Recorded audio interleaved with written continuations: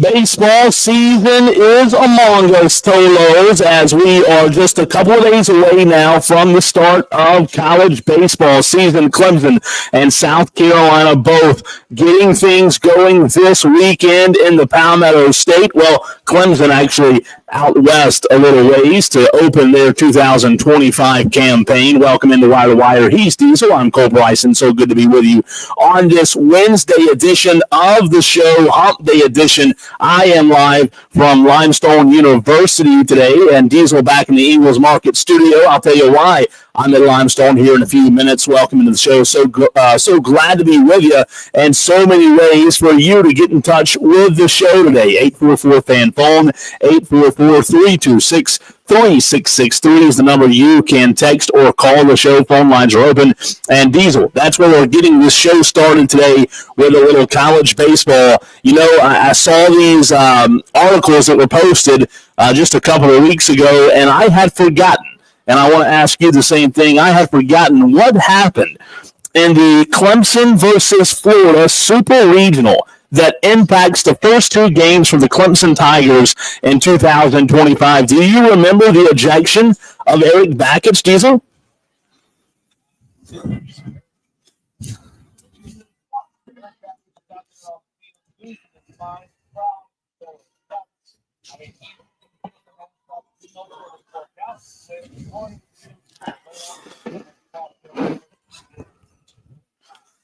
It has. So it's interesting. Eric Bakich will be calling the first two games on the radio, Diesel, from the hotel room. That's where he'll be. He will be in Arlington with the team. However, he will be in the hotel room on the radio broadcast while he serves his two-game suspension. It was Clemson's Super Regional finale, when they lost to Florida last June. Diesel, that you and I were so vested in and talked about right here on the Fan Upstate. Bakich and former coach Jack Leggett were both ejected, therefore required to serve a two-game suspension in the Tigers' next two games, which are the first two games of the season. So for the Clemson Tigers, that means Eric Bakich will not be in the dugout for his team's first two games in the Shriners Children College Showdown in Arlington, Texas, where they open up with Oklahoma State on Friday at noon, and then will face Arizona on Saturday. Bakich said, I get to be on the radio. I can't get ejected on the radio. Bakich said with a smile on Tuesday during some interviews, I'll be commentating to the best of my ability. I'll be on the radio and doing my very best. Weird, kind of dumb rule that I can't even step foot in the stadium, but whatever, we'll make the best of it. So Diesel, he's not even allowed in the Rangers Stadium. Well, it's a weird, dumb rule that he's not allowed to be in the stadium, but he can still call the game as a coach. I mean, this is just a toothless punishment from the NCAA. What's the point here, man? Just eject him entirely or don't eject him at all. I mean, ejections that roll over a season is ridiculous. You roll over a game. I know. That's crazy, right? Next week, fine. But if you roll over a season, like this happened last year in a completely different setting. Absolutely. So that's where we're starting the show today with Clemson baseball, South Carolina baseball opening up this weekend. I did want to say my thoughts and prayers with Rob Brown and his family as he is off, as you saw his post on Facebook yesterday evening. Diesel, we saw that, and we know that Rob Brown's show will not be on the rest of the week due to a death in the family. So my thoughts are with him and his family. We love Rob, and obviously we go back and forth with good banner, but just continue to keep him and his wife and your thoughts in these next couple of days, as they did have a death in the family. But Diesel, South Carolina on the other side, we'll get to them in a second. They absolutely are excited about their new season under first-year head coach in Pulmonary. I had a brain fart there for a second, but Pulmonary, who we had on the show, in your mind, more anticipation to start the season, Diesel, more excitement and anticipation for the Tigers, the Gamecocks? I think the anticipation there is for the Tigers. I mean, the expectation now is to take that next step to make it to Omaha, to get out of your super regional. That has to be the expectation now. It's one step farther than what you had last year. The expectation for South Carolina is sort of calming expectation. There was a lot of chaos. There was a lot of instability with the program going into the offseason. You've got that calming elderly statesman. That's not a jab on his age. He's just a guy that's been around for a long time, who South Carolina fans are familiar with. His time coaching there at LSU. You know he's a quality coach. He's had a couple of years away from the game. Maybe that's the only thing that gives you a little bit moment of pause is, has the game passed him by in any way? Is he able to coach at the highest level at this level now? Yeah. I have no doubt that Paul Mainieri is going to be very successful. South Carolina is going to return them. Maybe I don't know if it's going to be to Omaha, where they expect this baseball program to be, but I certainly know that it's going to be an improvement over where they were last year and the year before. It's such an interesting point, Diesel, because you're right. He was out of the game for some time, right? He was out of the game, after his stint at LSU. So it'll be interesting to see if there is an adjustment. We talked to him twice on this show since he was hired at South Carolina. I just don't know if that adjustment is going to be on the field, right? Will there be an adjustment for Paul Mainieri when it comes to NIL and college recruiting, because the landscape is so different than it was a few years ago? Maybe so. That may be the adjustment, but I'm with you. I don't think anytime soon there's going to be, South Carolina looking for their next head coach again, unless he decides to step away. And then you have Monty Lee right there, who we thought was a strong candidate to get the job the first time around, Diesel. It's interesting. He's a great coach, and I don't think much is going to change on that front. It will be interesting, though, to see if Paul Mainieri can take South Carolina and have enough of a pop, Diesel, right? A pop to be able to get the excitement back to this program, because what did Will Vandervoort tell us a couple of days ago on the show from the Clemson Insider? These two teams really aren't judged until they play each other, the third or fourth weekend. So I think you're right. I think there's more anticipation, more excitement with Clemson, but I just think that when it's all said and done, Paul Mainieri is an interesting storyline maybe that Clemson doesn't have, just because, to your point, he was out of the game for a few years. Well, the announcement came down earlier today. You and I both got it in our email inboxes that Paul Mainieri has announced his opening weekend rotation Wednesday. That was happened today for the first 3-game series against Sacred Heart. Very interesting different ways to open up the season. Clemson going on the road, playing against power level competition. South Carolina going a little bit easier route, playing against Sacred Heart this weekend. Redshirt senior Dylan Eskew will get the start in game number 1. Senior Matthew Becker, who is from Chapin, South Carolina, and sophomore Jay McCoy going to get their first starts of the 2025 season. Congratulations to them. Obviously, that means a lot to have faith in those guys to take their first series. It is. It's going to be exciting. Kevin on the Facebook stream says, ball coach is a ball coach. Baseball hasn't changed, still played the same. And he's exactly right. And I think that's Diesel, I think that's where the relationship, talking about the Gamecocks for a second, I think that's where the relationship that Paul Mainieri has with Monty Lee is so important, right? Because Monty Lee understands the current landscape of college athletics with NIL and the portal. I think that Paul Mainieri is in a spot, Diesel, where all he has to do is just go coach. Just go get the most out of these guys, right? Because what did we say about Mark Kingston in his last few years at South Carolina? South Carolina fans didn't feel like he was getting the most out of his program, right? He wasn't getting the most juice out of the orange. He wasn't squeezing it and maximizing his team to the best of their abilities. And I think Paul Mainieri, it's very simple. That's his job. And, I understand that Monty Lee is a big part of the staff, but I think Monty Lee will be a big part of the off the field, the recruiting, Diesel, the NIL, the relationships with the players. And if all goes well, Diesel, doesn't it feel like it's set up for Monty Lee to be the next coach if all goes well?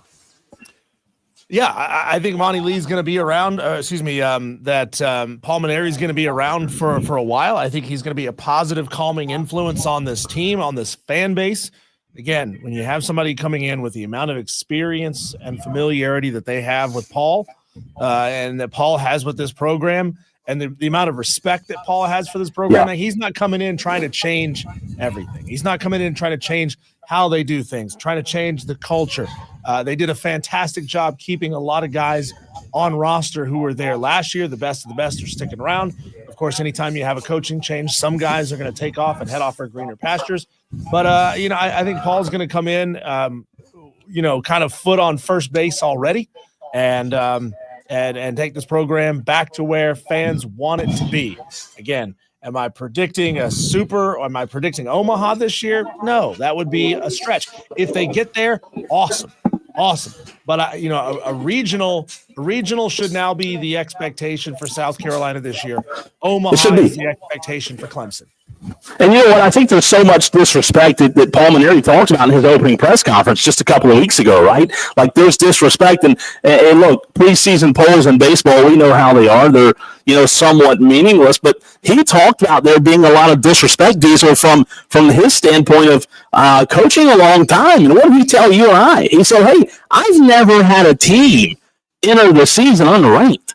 Right? I don't know what this is supposed to feel. This feels weird. It felt weird to him, and I know that, to your point a few minutes ago, I know that they will be, in my opinion, I think they will be ranked in a few weeks, few months, because I think they're going to be a much improved team in the SEC. Even though the SEC is tough, I think it's going to be a lot of fun to follow the Gamecocks in Paul Mainieri's first season. Tolos, want to hear from you. The stream lighting up, 43 in the stream right now. We're live on Twitter, Facebook, and YouTube. Good to see T. Swizzle, Wesley, Kevin, so many already in the stream. I work on my stream audio during the break, Tolos. I know it could get better.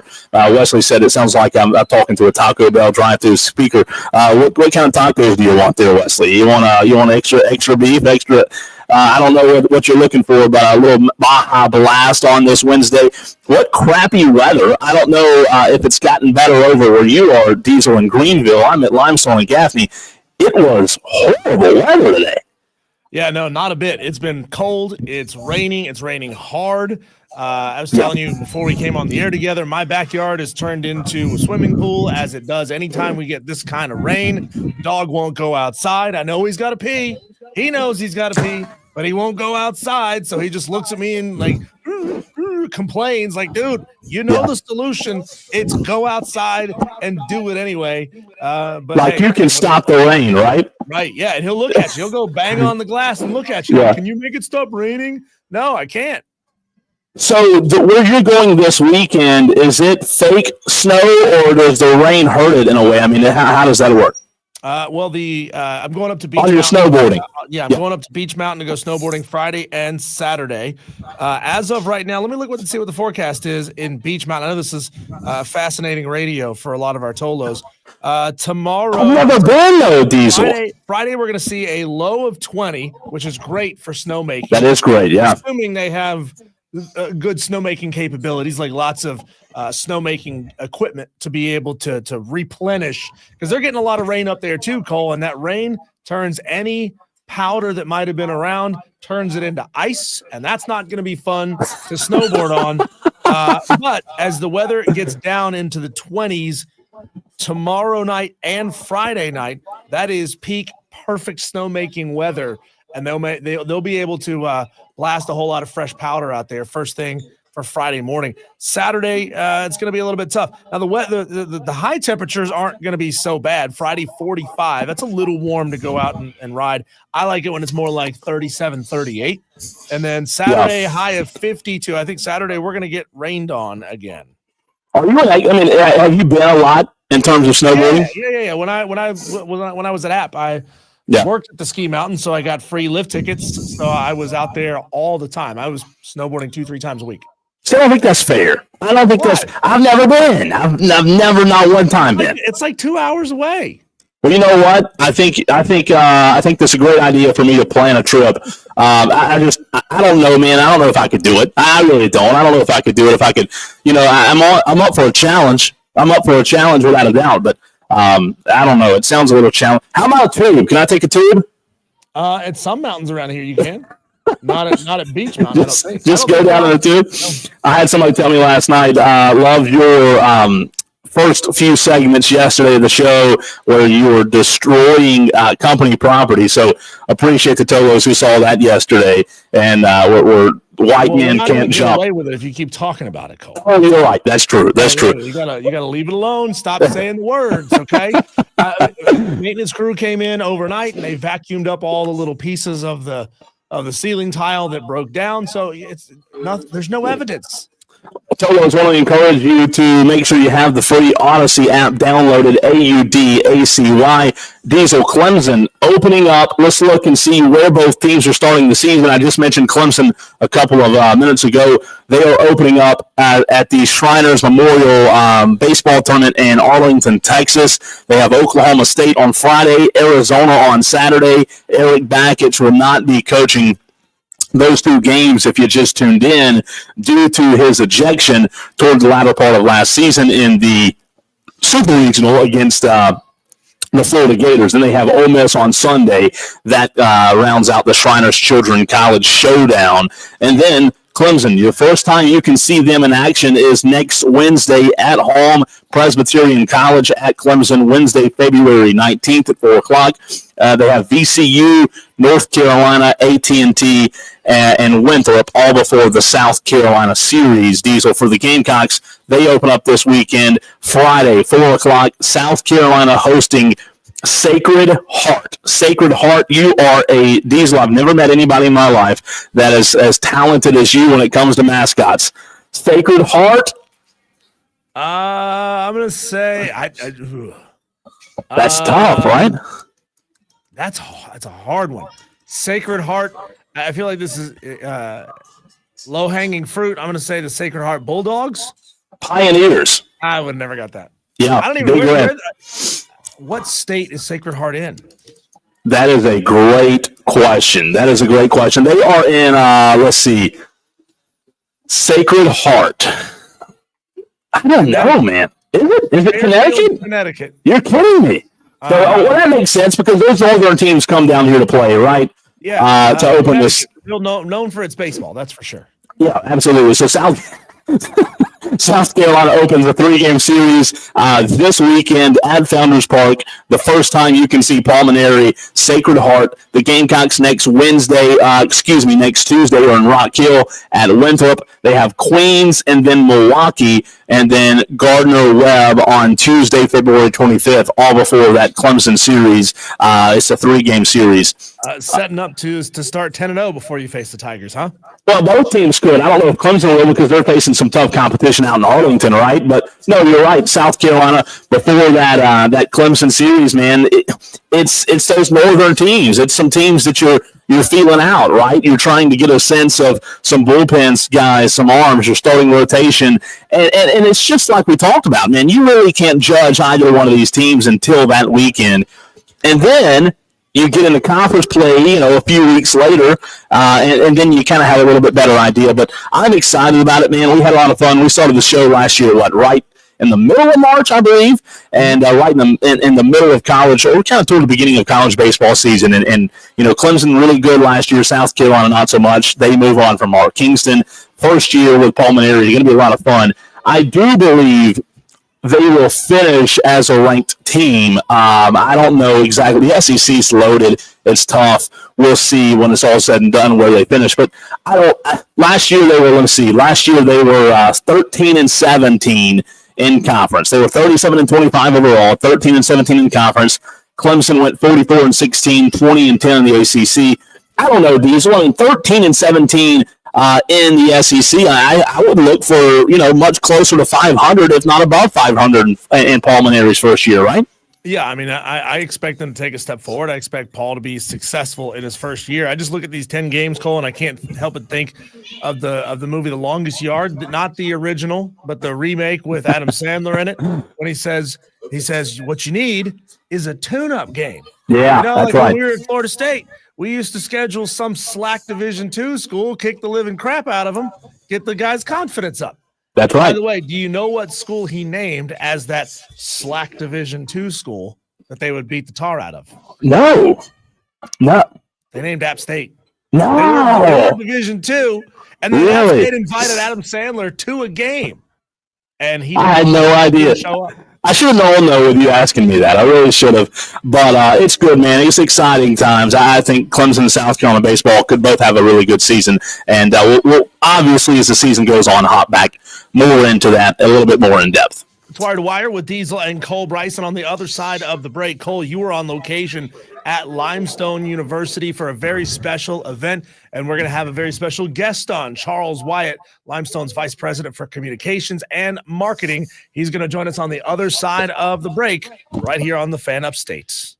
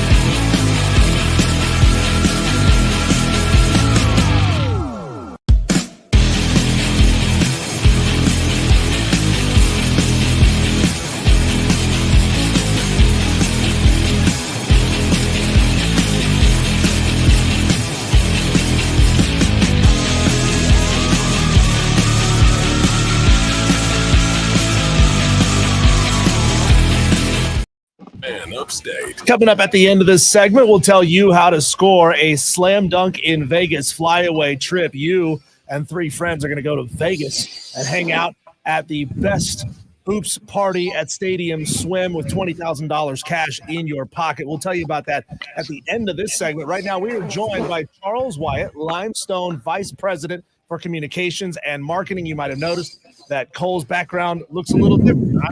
I'm on this side of the board. Cole is out on location today, and that's because, Cole, you are at a very special event over at Limestone University in your home county of Spartanburg County. And I know being from Spartanburg means an awful lot to you.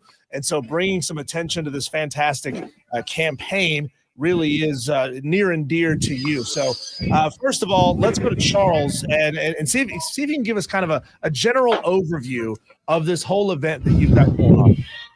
Yeah, hey, Diesel, man, thanks, man. It's good to see him. Hey, Cole, we haven't done this in a while together. Diesel, I warned him. I said, anything Charles said about me, just don't believe it. First things first, don't give Limestone to Spartanburg County. We're over here in Cherokee County, but we're close to Diesel. No. Hey, I live in we'll take it. No, Diesel, we're excited, man. But, Limestone University, founded in 1845. And we'll talk a little bit about that history in a minute. But we're launching today this brand new incentive that we're calling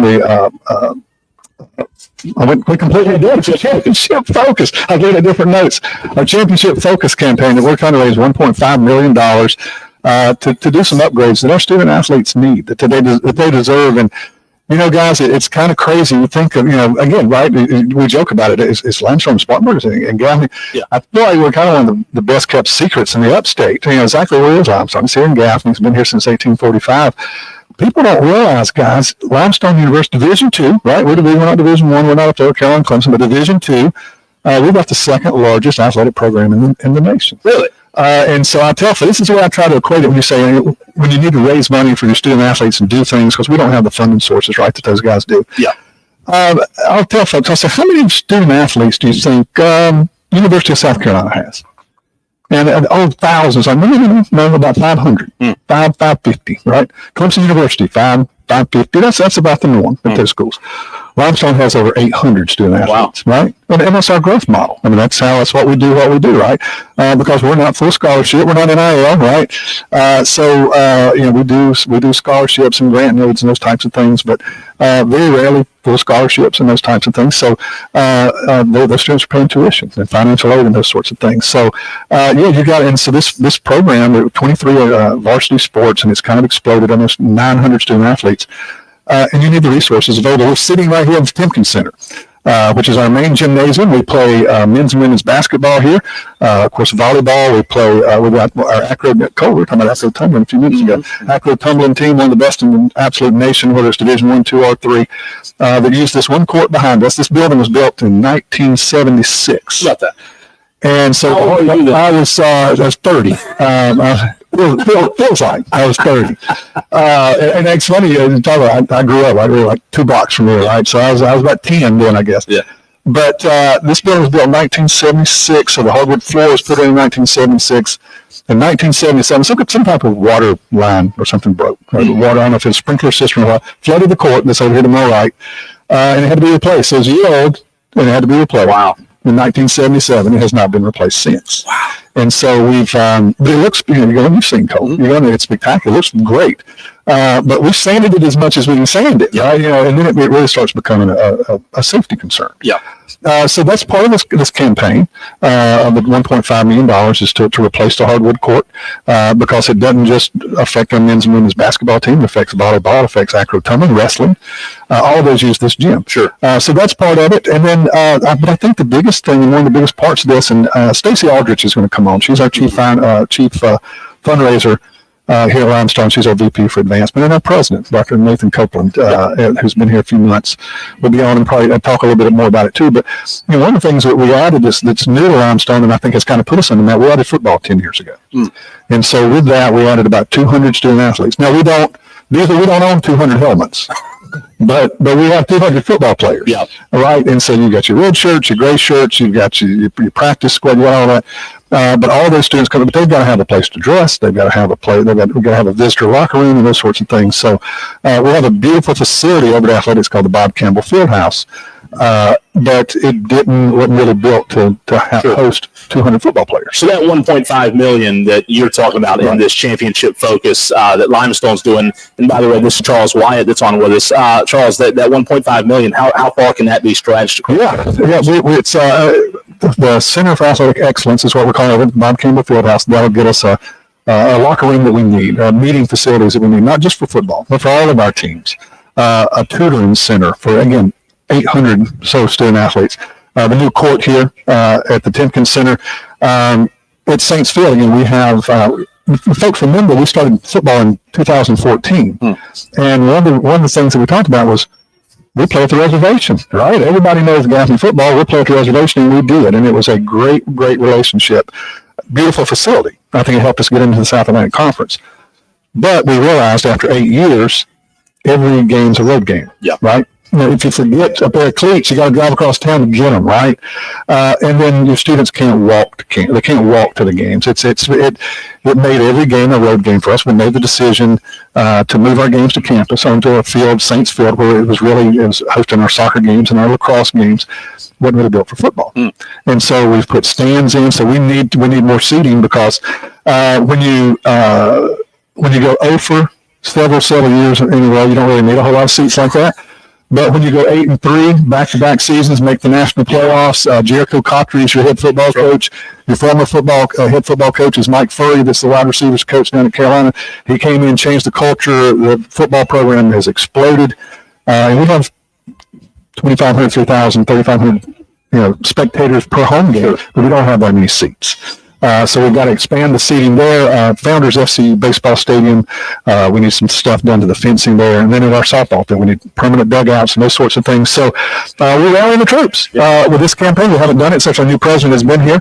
And this is our first really athletic campaign that we're going to put together and try to raise this 1.5. And we're part of the way there. We're, I think, over 200, 230. So today's kind of the formal unveiling while we're down here doing the show. About 5 o'clock today up in our Legacy Lounge, our president will go up there and make the formal announcement. That's awesome. Yeah, man. I want to clarify something you said earlier. Sure. You said 800 plus student athletes on campus. Yeah. The second largest athletic department in the country when you refer to the number Division of II. scholarships. Yep. Is that Division II or is that Division II? No, Division II. Yeah, absolutely. That's huge for crazy, man. Can you talk about what that means or how that looks and makes a campus look different? Absolutely. Compare it to any larger Division I program when you just have such a high percentage of your student body that are athletes. Absolutely. There's challenges, right? With that, it's not a secret. We want to grow our campus. We need more non-student athletes because, can we just be honest, they're cheaper, right? Football players have got to have those helmets, those pads, and those scholarships and things. So it grows your enrollment, but it also grows your cost. But the atmosphere on this campus, especially since we started football, is tremendous. I mean, the students that come here, they have a great experience when they come here. And again, talk about the biggest secret around, right? We have 5 national championships in lacrosse. Wow. We have 11 national championships overall. We're a powerhouse in men's lacrosse. Yeah. And now there's some others trying to catch us. Lenore Ryan has made it to a national championship, but we've played for 12, I think. We've won 5. But these are, and think about this. And we joke, right, about it, that Limestone's here in Gaffney, in Cherokee County.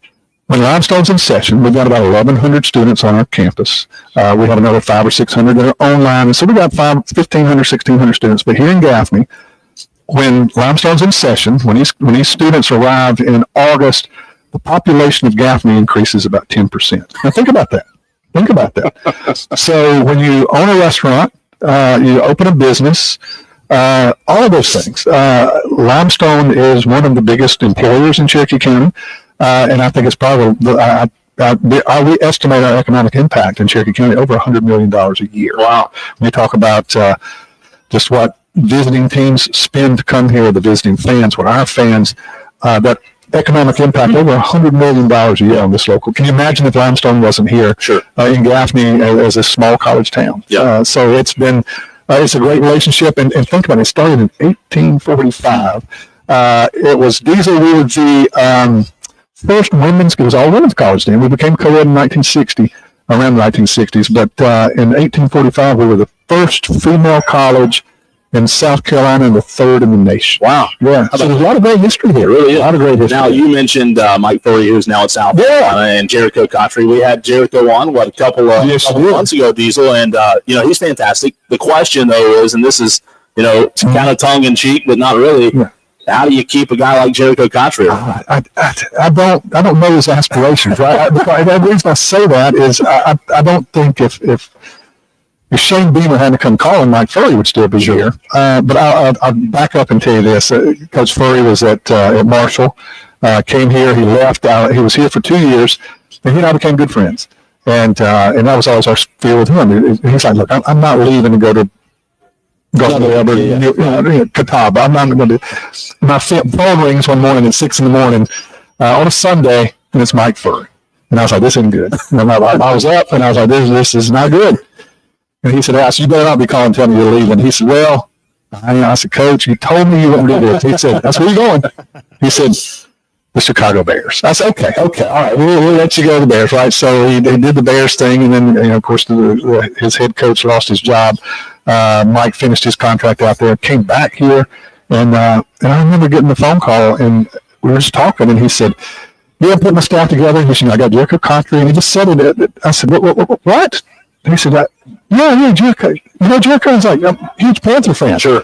Diesel, I know you are too. I saw him in the battle, right? Long-suffering fans like me and you, right? I was at that first Clemson game too over there. Tough, bro. It's going to get better. It's going to get better. But no, he brought Jericho Cotry, and people, I don't think, realize, this is how I know people didn't realize it. He was our wide receivers coach. He was our assistant head coach for 2 years. I don't think people realized it. But we were sending wide receivers to the NFL. Sure. Right? I mean, we've got a couple, right? So when we announced him as our head coach, we broke the internet, right? The press conference, it was incredible. But, Anderson University started football this year. And a friend of mine just happened, I was at the game, and a friend of mine happened to be on the paint crew. And he came over to me and he's like, Jericho Cotry's right there. And I was like, yeah. He's like, that's Jericho Cotry. And I said, yeah. What's he doing here? And I said, he's our head football coach. He's like, what? And it's so neat to go to games and see all these other players coming over to meet Jericho Cotry. But I'll be honest, I'm a little bit of a fanboy too. I'll go to the Bob Campbell Fieldhouse, go by the locker rooms, and see Coach, and he's the nicest guy in the world, right? But to answer your question, I think he wants to build young men's character more than he wants to win football games. Yeah. And so I think he's kind of where he wants to be, right? But I'll walk through the hallways and, hey, Coach, I'm going to see something. I'll just kind of dab him up and then keep walking, and I'll stop and I'll go, hey, Jericho Cotry. I used to do that with Mike Furry and some of our other players too. Nate Gardner, our line coach in North Greenville, right? You're down your way.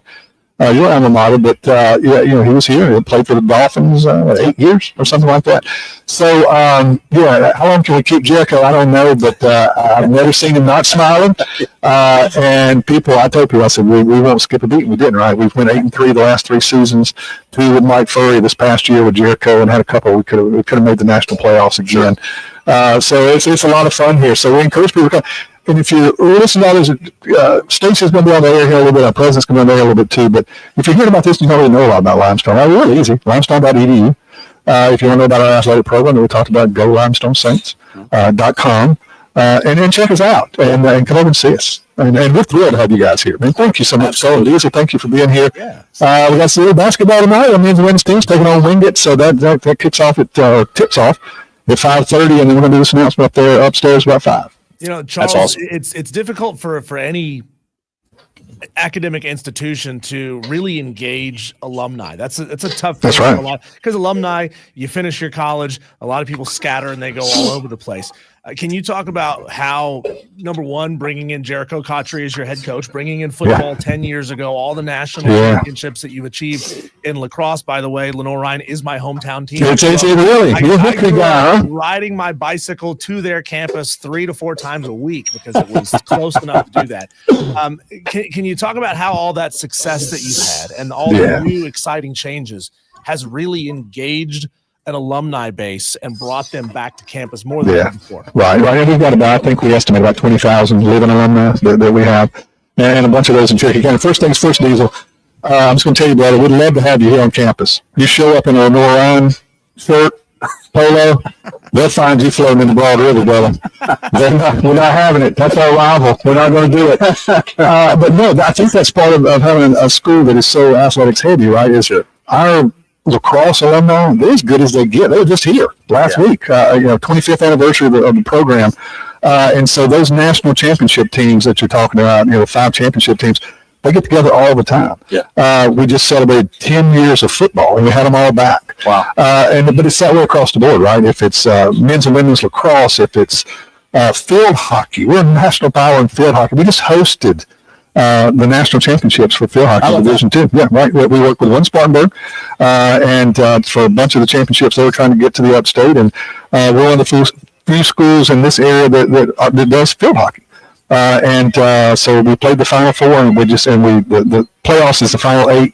I think we finished 9th. Wow. We barely missed the playoffs. But no, all of those, I think that's kind of what makes the alumni special, is because, as we all know, right, if you got a friend that's in history class, you boys, and you hang out, but you're going to hang out after. Sure. If you just meet in class, right, or you're in the cafeteria together.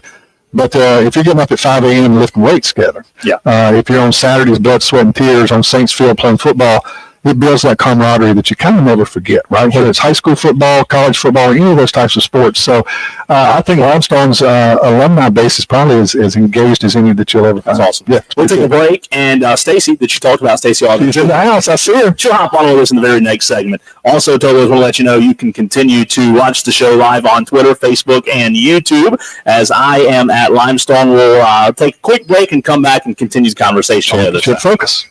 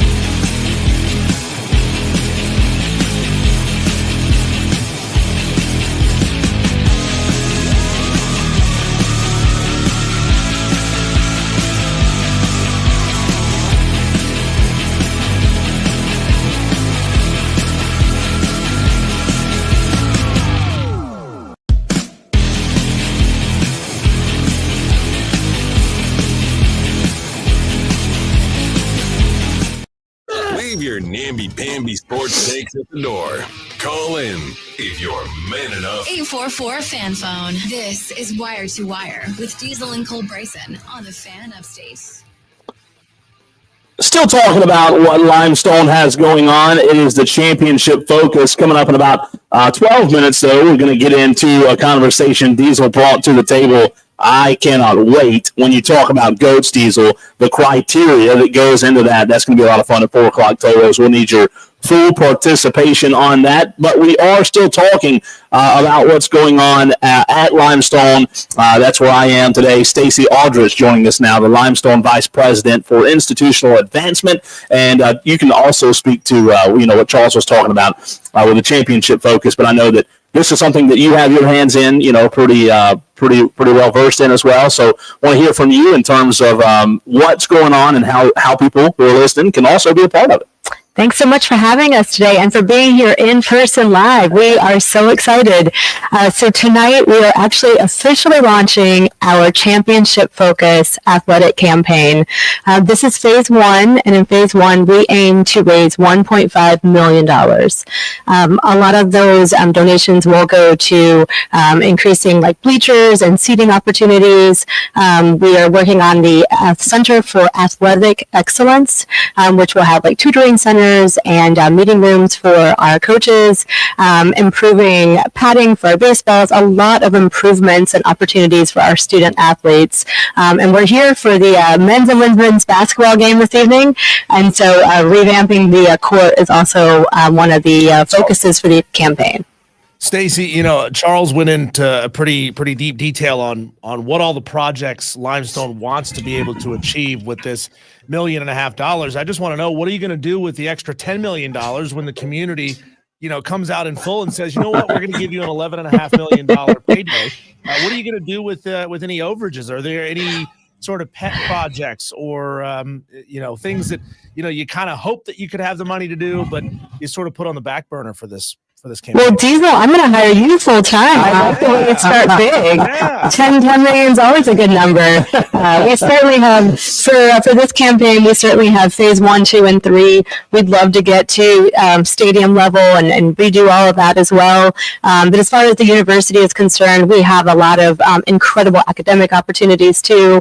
Our nursing program is growing, and that's such a need here in the upstate and nationally.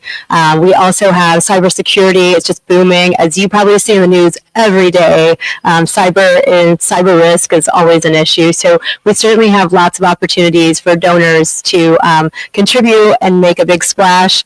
And we have tons of naming opportunities. So if you are a donor or a corporation and you want to put your name on the skybox, we have a place for you. So no problem on those overages. We'll take 10 million. And that's what I was going to ask you about next, was the naming opportunities. Even if someone gives, let's say makes a donation and doesn't want their name on it, they can make it in honor of someone else as well. Y'all have had that happen before. Absolutely. You can always honor someone else. If you want to remain anonymous, we understand that as well. We usually work with a donor on whatever kind of the legacy or impact that they want to make. That's awesome. That really is. Stacey, can you tell people, because we have a lot of business leaders that listen to this radio station, where do they go to start gaining that information and starting on the process if they want to make a donation?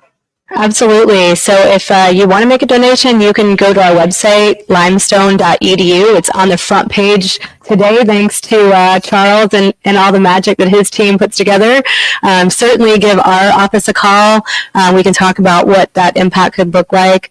We will have all of us this evening, and we are always in the community. We're at events. We will come to a corporation's office. However we can help you and serve you, we will be available. Stacey, fantastic stuff. We appreciate you hopping on and spending a little bit of time with us, and we look forward to it tonight. All right. Thanks so much for having me. Diesel, hopping back into the conversation that you brought up, a little teaser here. I'm excited about this one coming up next. Yeah, let's on the other side of the break. We talked about this yesterday. We talked about Patrick Mahomes being the GOAT. Is he the GOAT? Is it Brady? Is it Jordan? Is it LeBron? We sort of have this conversation like it's an amorphous blob, as I knocked the little flag off the microphone there. But how do we actually begin to calculate who a GOAT is. Instead of just having feelings about this, let's get some numbers and some math involved. So I'm going to ask you Tolos to call in 844-phone, 844-326-3663, and we're going to put together a list of the top 10, if it gets to 10, great, most crucial criteria to be the GOAT. That I like it. conversation is next.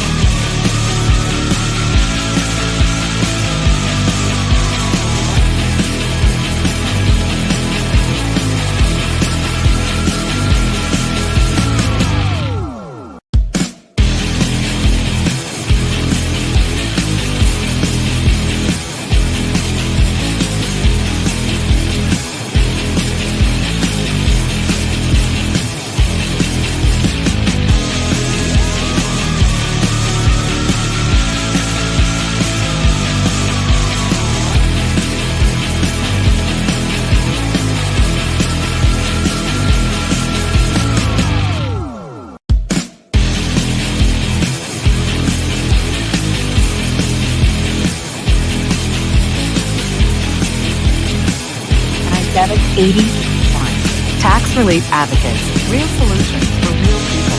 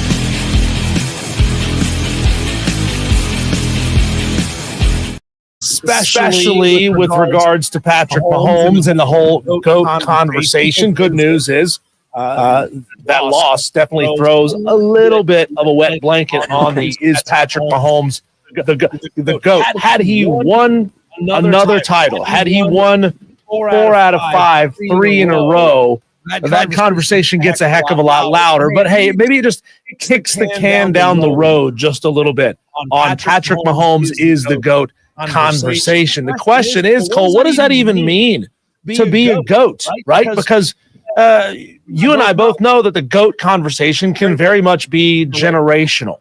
The conversation between LeBron and Michael. Yeah. Michael and guys that played before him, Kareem, Bill Russell, guys like that. You know, there's probably still a lot of people out there, maybe Harold, who think that Bill Russell is still the GOAT of NBA all time. And there's very much a chance to make that argument, as JB on the stream says. Bill won 11 titles. So how could you say that Jordan was a better player when Bill Russell won more championships? So in this segment, Cole, I thought it'd be fun to actually create some criteria. How do we decide who the GOAT is? I like that. I'm going to let you, me, all the Tolos have the input and make the decision on what the criteria should be. Now, you can also move criteria up and down the list if you can give us a compelling enough reason why it should be where you think it should be in, for example, the top 10 list. But before we get too deep into that conversation, Cole, we got to tell everybody that you have a chance to win a trip to Vegas, a slam dunk in Vegas flyaway trip. You and 3 friends or 3 strangers, whatever you want to do. It's your trip. You do what you want to do. Can fly away to Vegas, get round trip airfare and accommodations for 4 in Las Vegas, plus $20,000 to play around with while you're out there. Enjoy the first 2 rounds of the college basketball championships. Stay at the Circa Resort and Casino, Las Vegas, an absolutely beautiful venue, premium sports viewing destination, and visit Stadium Swim, a March hoops party at Stadium Swim that's just literally an amphitheater, swimming pool, and music and live viewing venue all in one. It's crazy. Big TV too, right? Pretty big TV. It's really big. You think? Yeah, I saw a picture. I've never been, but I saw a picture of it online, and it looks like a fantastic opportunity. So a chance to go to Vegas just by listening on the Odyssey app sounds pretty good. And I do think to JB's point, Diesel, I do think rings should be a criteria. I do. Mm-hmm. I don't know that they should be the end all be all, but they're 100% a criteria. So here's a good way to look at that, Cole. Okay. I remember seeing a couple of years ago, but I'm sure it probably still applies. Samuel L. Jackson was technically the highest grossing actor of all time. When you combine all the movies that he's done into one big pot, his movies have made the most money of all time.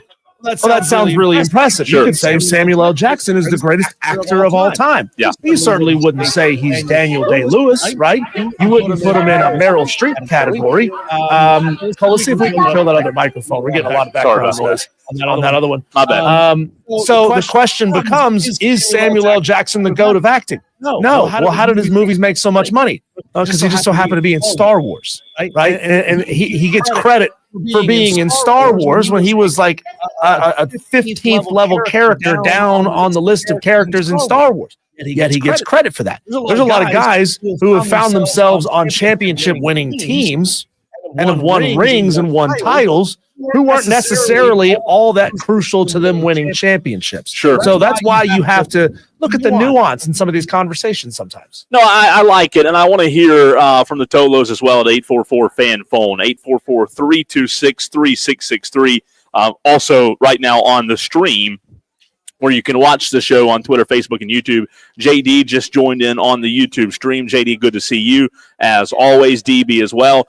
That criteria, what other criteria are above rings? That's my question, because JB was the one, I believe, a minute ago talking about rings. And Diesel, your point's right when it comes to who was it? Was it the actor?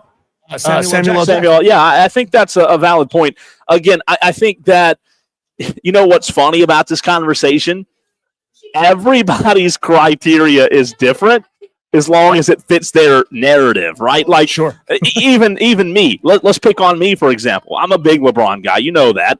My criteria for LeBron being the GOAT is different than, let's say, Babe Ruth being the GOAT, right, in the MLB and baseball.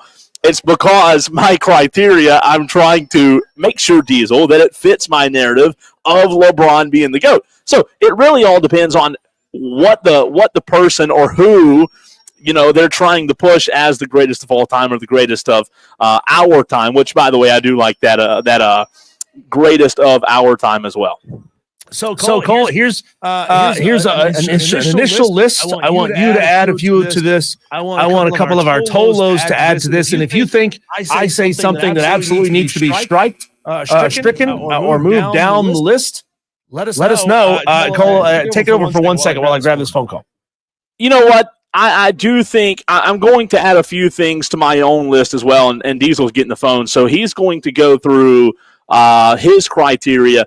I'm going to add a few of my own criteria for calculating the greatest of all time status. I want to hear from you, Tolos, as well, again, at 844-326-3663. It's interesting, as each and every person, well, I'm sure, will have a different criteria. Unfortunately, the Tolo dropped the phone. So do us a favor, give us a call back. We'll get you right on the line as soon as we can. So, Cole, I think number one, you have to look at total number of seasons played. Yeah. I don't want to be. I don't think you can call anyone the GOAT, no matter what they do in the league. If they're only in the league for 3 seasons, right? You can't refer to anyone as the GOAT in 3 years.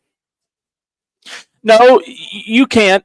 So when they played matters, when they won the championship matters, also who you're comparing them to matters in terms of did they play in the same generation, right? Because if you're having the basketball conversation, the two that are always discussed, Diesel didn't play in the same generation in the same time frame, and I think that's what probably makes it most difficult. I think when you have a guy like Mahomes and a guy like Brady, who played, around the same time, they played head-to-head in the Super Bowl, I think it's much easier. It's more oranges to oranges instead of apples to oranges. But I think there's ways to sort of even the playing field of relativity between eras that they play in. And I'll get to my idea for that here in just a moment. Let's go to the phone lines and bring on Jonathan, who wants to give us a criteria for figuring out who the GOAT is. Jonathan, what's on your mind? I believe when it comes to the GOAT topic, it's generational and also depending on the sport. As basketball, football, or team sports, baseball is a team sport, but you have more of a individual aspect of baseball compared to the other sports, like golf. Golf is an individual sport as well.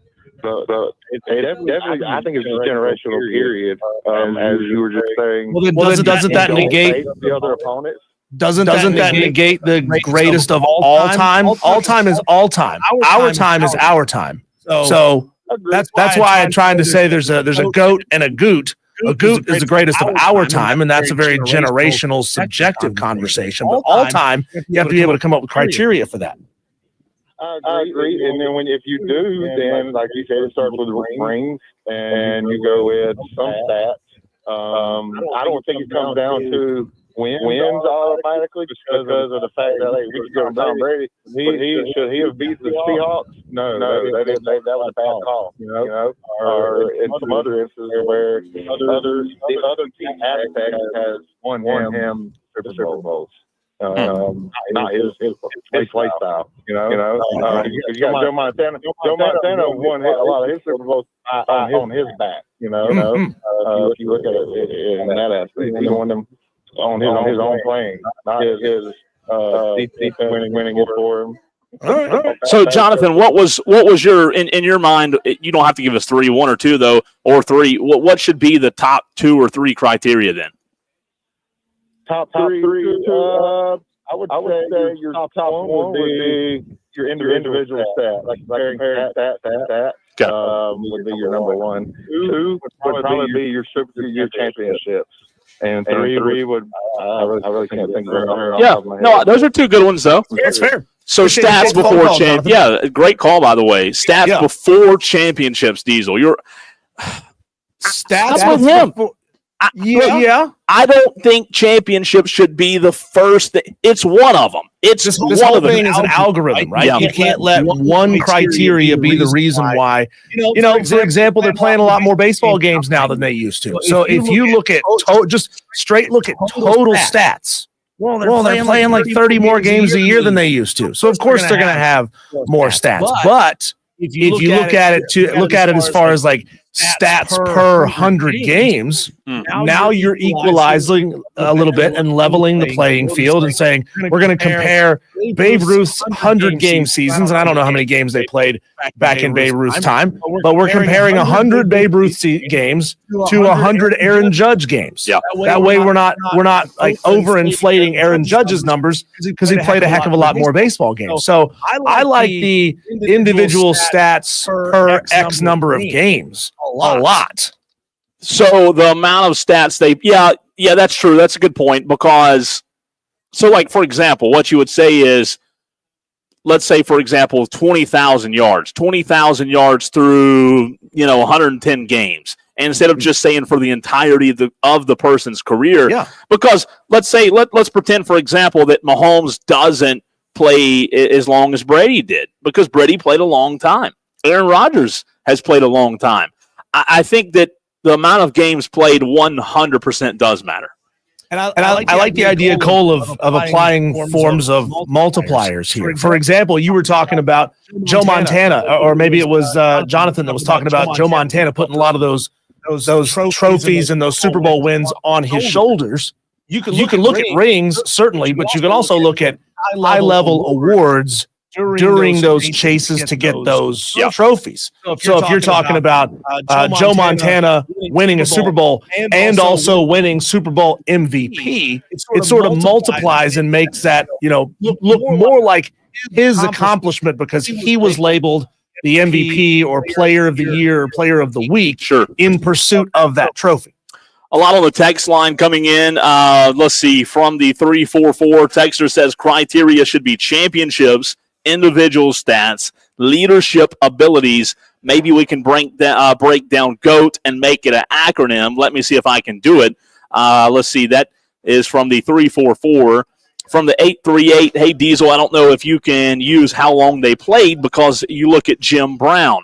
He only played 10 seasons, and we consider him one of the greatest running backs, and Barry Sanders was another one. Put him play many seasons, yet he's considered one of the top backs. That comes from Tolo Steve. But Tolo Steve, you said you consider him one of the greatest running backs, not the greatest running back of all time. So you can certainly look at somebody who only played 5 seasons and say that guy was great, right? Like Bo Jackson's career was cut short because of that terrible injury.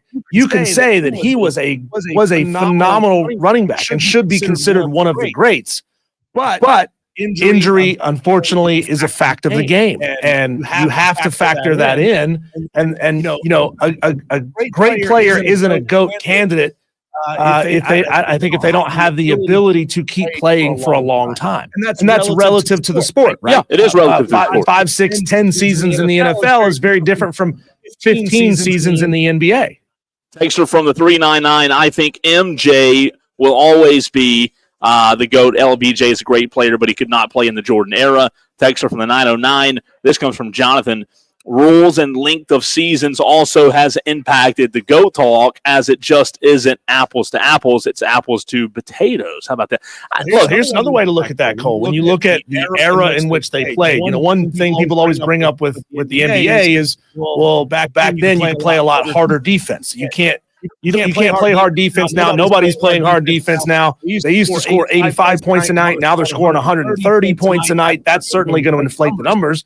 I think you could certainly look at a time window, a 10-year stretch, and look at the average number of points scored in an NBA game, and you can qualify the overinflated, high-scoring era of basketball we're in now, and make that more relative to the harder defense, lower scoring era of the past. No, that's a good point. The eras, I think, for me, is the big one, right?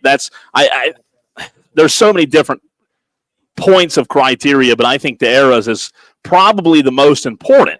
because you simply can't. You simply don't know, how it would have impacted era to era, right? What it would be like if that player played now versus what it would be like if that player played in an era of 30 years ago. So I think statistics is, I believe Jonathan mentioned as one, Diesel would be 100% at the top of the list for me. But I think number two would be, can you compare them, in the same era? If you can't, it makes it tough, man. If they didn't play in the same era, it's a tough conversation. It's tough to decide who really was better, Yeah, and we look at playoff wins as a big deal. Cole, how about playoff wins or Super Bowl wins versus the number of times you appeared in that Super Bowl?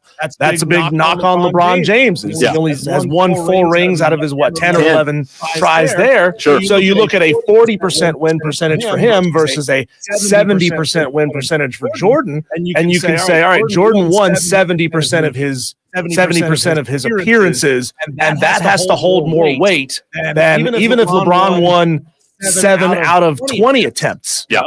Let's go to the phone lines and bring in Kev, who's got something to say about this topic about setting criteria to choose the GOAT. Kevin. What's up, fellas? What's up, man? No, man. Well, Cole, you about to argue about this one anyway. But at the same time, I get it. You know what I mean? Like, to me, nobody that's ever touched a basketball is ever going to be above Michael Jordan. Sure. That's just what I feel. Mm-hmm. But at the same time, when you look at it, like when you first start looking at somebody you like, you don't know already that he done scored all these points the way he did, and before you really get to watch him. Like Bird scored Bird, but I didn't really start getting on Bird until later on in life. But does this person make you love everything about? Like I'm a whole Laker fan. I love everything Michael Jordan did with that basketball in his hand. When games like he got the flu, you feel sad for him like that's your brother because you want to see this guy play. You chomping at the bit to see him play and do what he do. You want to go outside and be just like him. Whatever he do, you going to do. I'm 300 pounds trying to be Michael Jordan. Hey, let's go. I mean, but that's it. And then anything that he does stat-wise, it's just more of why I love him.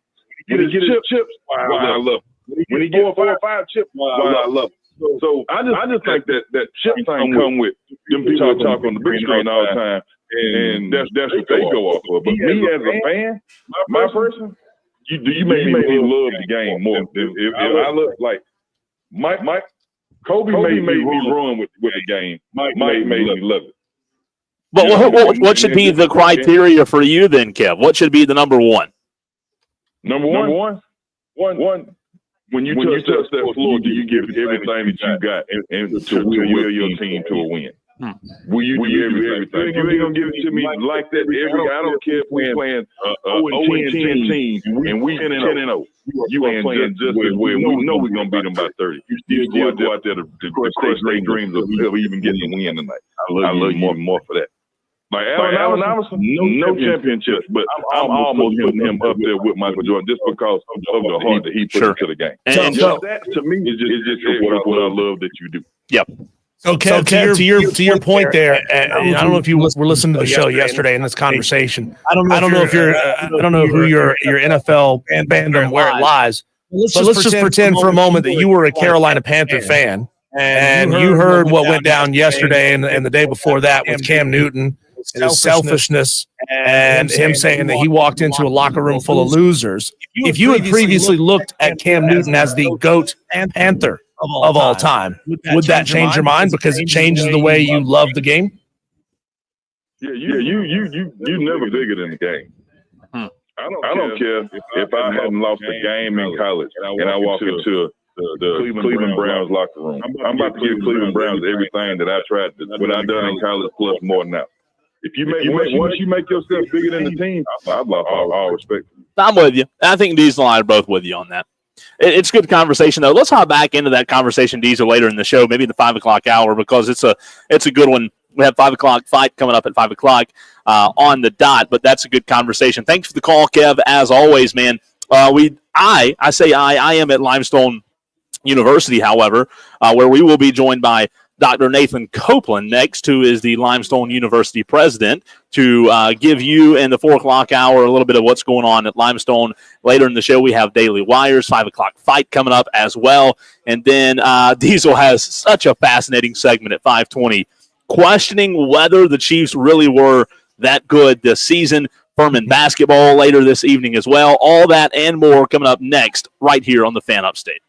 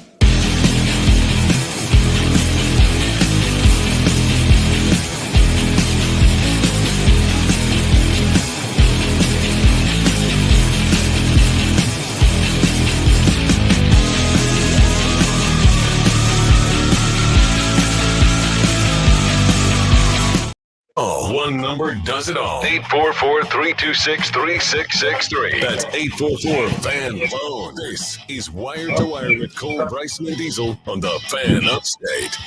Hour number 2 rolling along right here on the Fan Upstate. So glad to be with you on this rainy, dreary Wednesday edition of the show. 97.1 Spartanburg, 97.7 Greenville, anywhere in the world on the free Odyssey app. You can also watch the show live on Twitter, Facebook, and YouTube. Diesel's back in the Ingles Market Studios. I am live at Limestone University, being joined by Dr. Nathan Copeland, the Limestone University president, to talk about the championship focus, advancing Limestone athletics campaign, which I think is a great name, by the way, championship focus, it being sports related. Do you get credit for the name there, Dr. Copeland? I get no credit for the name, no credit for the name. I also don't want credit for the rain, but no credit for the name at all. We've got some really talented people here. And it really speaks to a lot of the championship focus speaks beyond the fundraising campaign. At Limestone, we're working on developing student athletes who not only win on the court, but off the court as well. Sure. And you know what? It's awesome. And Diesel, by the way, back in the Ingles Market Studios, you met him during the break. It's really awesome to hear Charles and you and Stacy talk about it because there's so much going on. But for those that just tuned in, kind of unveil what's going on tonight and why I'm here. Yeah, so we're really excited. Tonight we're going to launch an athletic campaign for some facilities, some equipment, and just better ways to serve our athletic department. We're launching a $1.5 million campaign. We've got about $250,000 that are already raised before the official release of the campaign. So we're off to a great start. That's awesome. Dr. Nathan Copeland, Limestone University president, joining us here on Wire to Wire with Diesel and Cole Bryson. Talk to us about the relationship that you have with the Gaffney and Cherokee County community. I got that wrong the first time earlier in the show. With the local businesses and how involved they like to get with Limestone and with this project. We've got some phenomenal community partners. House of Pizza is one of them. Hank and Michelle Jolly, who are dentists in town, they're actually the ones who initially kicked off the championship focus campaign with a $75,000 match. Really just kind of spurred that along. We have a lot of community partners. Just this past weekend, I was jumping in the pool for a polar plunge with the Cherokee County YMCA. Yeah. It's just another way for Limestone to kind of really engage with the community as we're trying to get the community to engage with us. We have a lot of opportunities. This past football season, we had a Cherokee County Day. Where we allowed the students from Cherokee County schools to come to our football game for free. We are working very, very hard to build and further instill that relationship between the university and the community. So when you took the job as the president here at Limestone, what were a few things when you looked at athletics? I'm sure you had a hand to play in this championship focus as well. But what were some of the things that you felt like you could bring to the table and in terms of freshness and revitalizing some of these programs? Yeah, I think one of the biggest things that athletics needed from the president's office was just some encouragement. Some willingness to say, hey, I love athletics. Sure. When it comes to college athletics, I am super excited. I get to hang out in the cafeteria with a lot of our student athletes. We eat lunch in there, dinner in there, and just really get to befriend them. But from my perspective, I'm not a coach, but you're going to see me on the sideline of a football game. I'll hang out with the lacrosse team on the sideline. Just some excitement, energy, and just that connection that hasn't existed in the past.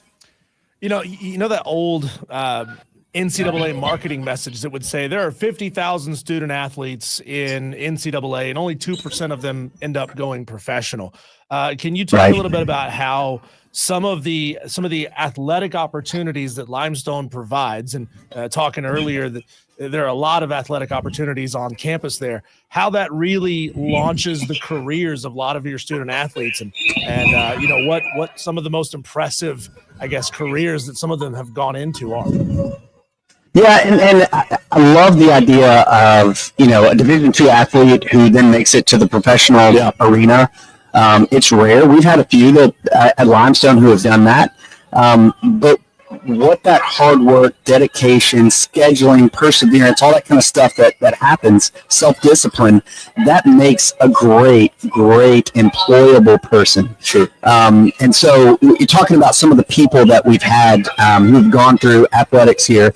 I had the great opportunity on Saturday afternoon to play in a golf tournament with some of our lacrosse alums. They were, and be ready, guys, when I say this, they were 2000 national championship, but they were celebrating their 25th anniversary of that. I don't feel like that should be 25 years ago. But crazy, but sure enough, they were out there, and we're talking about investment bankers. Yeah, we're talking about people in health science, medical science. One guy runs a smaller net jet type deal. Our student athletes are prepared. That's one of the biggest focuses we have too with our coaches. Is we want them to prepare for our student athletes to be great on the court or on the field. But we also want to prepare great husbands and mothers, fathers, and husbands and wives, fathers and mothers. I almost got that the wrong way, but nowadays, I don't know. Yeah. So, but we want them to be prepared for life after Limestone and off the field, and really be able to be excellent at whatever they try to accomplish. You know, I'm going to ask you the same question that I asked Charles White a few minutes ago. Put you on the spot here. We had. Obviously, Mike Foley on a couple of years ago before he left us to go to South Carolina. Jericho Cottrey joined us back in the fall, I believe, right before the season started.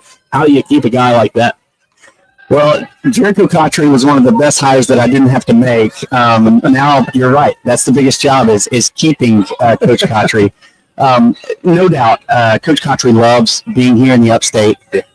He loves this program, and I'll be honest, I had a little bit of a nervous conversation with our athletic director post-season, just saying, hey, what's temperature on Coach Cottrey? But, I'll be honest, Coach Cottrey is one of those guys who everybody knows. Yeah. He's played big league and done really, really well.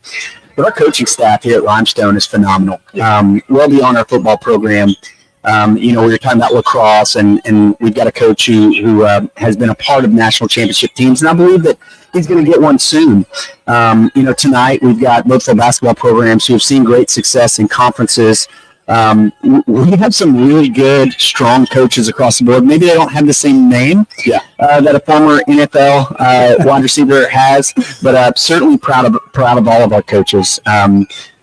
To answer the question directly, I check in on him as often as I can. Don't want to bug the guy. A little bit of prayer, and just hoping that when I go down to his office, he's still there. Yeah, that's it. That's it, Carl. That's it. Nathan, I'm going to ask you a question that's kind of like asking a parent who their favorite child is, and I understand that you hadn't been on campus there at Limestone for too terribly long, but you could look at all the projects that you plan to accomplish with this fundraiser.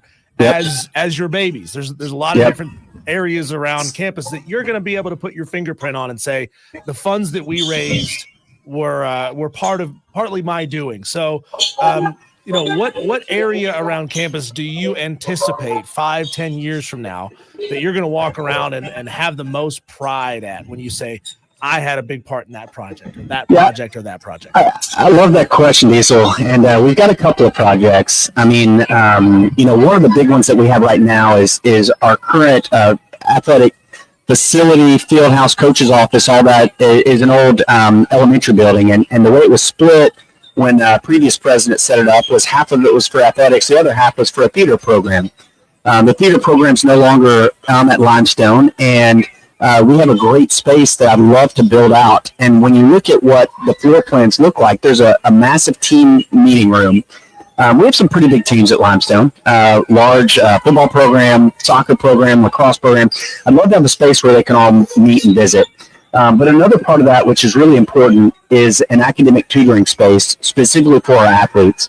I think that's going to be a big piece of the puzzle to not just having success on the field, but off the field. Now we're looking 5 years away. I'm hopeful that Saints Field and our stadium looks a lot different. Sure. And we've expanded the stands. We've built out the visitor side. For me, I think that's one of the pieces that I'm really excited about getting to. I think we're still a couple years away on that, though. Dr. Copeland, we appreciate your time. The last thing is we have to convert you into a Tolo. Do you have any idea let's put your knowledge to the test here. What Tolo? Tolo. 4 letters. So, Okay. so you know how every radio station, the listeners are called something, right? Our listeners, Right. Upstate, Spartanburg, Greenville, Anderson, they're Tolos. So our message to them is turn on, leave on. Turn it on, leave on. Okay. Our app, 97.1 Spartanburg, Got it. 97.7 Greenville. Turn on, leave on is Tolo. So everybody that texts in, Tolo Steve, Tolo Jeff. That's where that comes from. Now we just need Tolo Dr. Copeland. You got it. And we'll be on board. I'm in. I love it. We appreciate your time, man. Thank you, Cole. Diesel, thank you so much. Thanks, Nathan.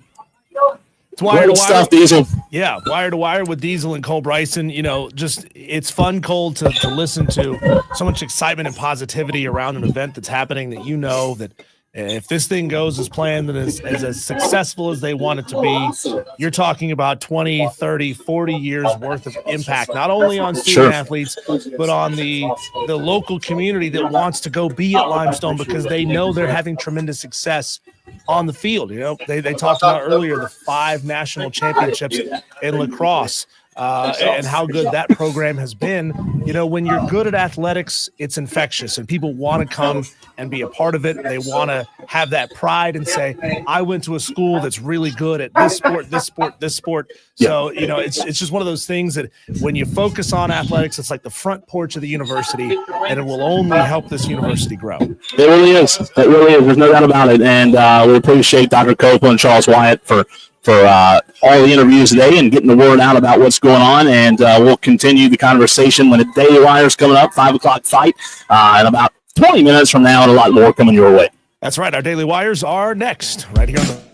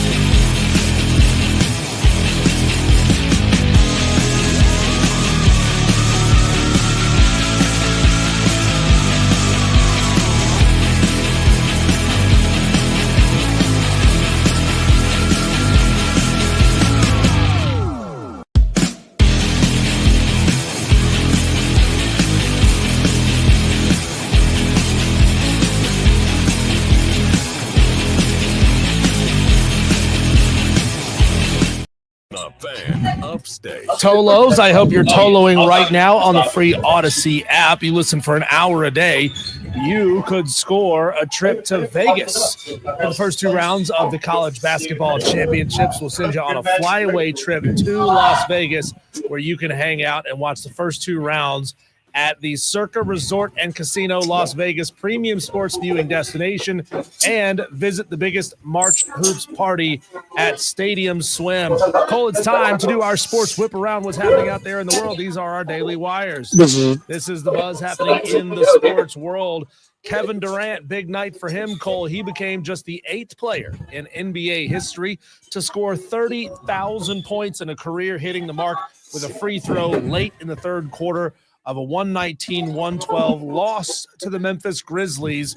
I just wonder, Cole, do you think it puts a damper for these players when they have a major accomplishment like that and they still lose the game? Probably not, because in the grand scheme of things, they don't care. You know, they care about the statistics more. But you know what? Going back to our 4 o'clock conversation, 8th best ever. I mean, he's not even close to the GOAT, right? Because he's only 8th. So no, it's an incredible accomplishment. Well, and Kevin Durant's career has been just different from most. He's bounced from team to team to team, and I think that certainly takes away a little bit of that juice. Cole, I also lost money on Kevin Durant. Thanks a lot.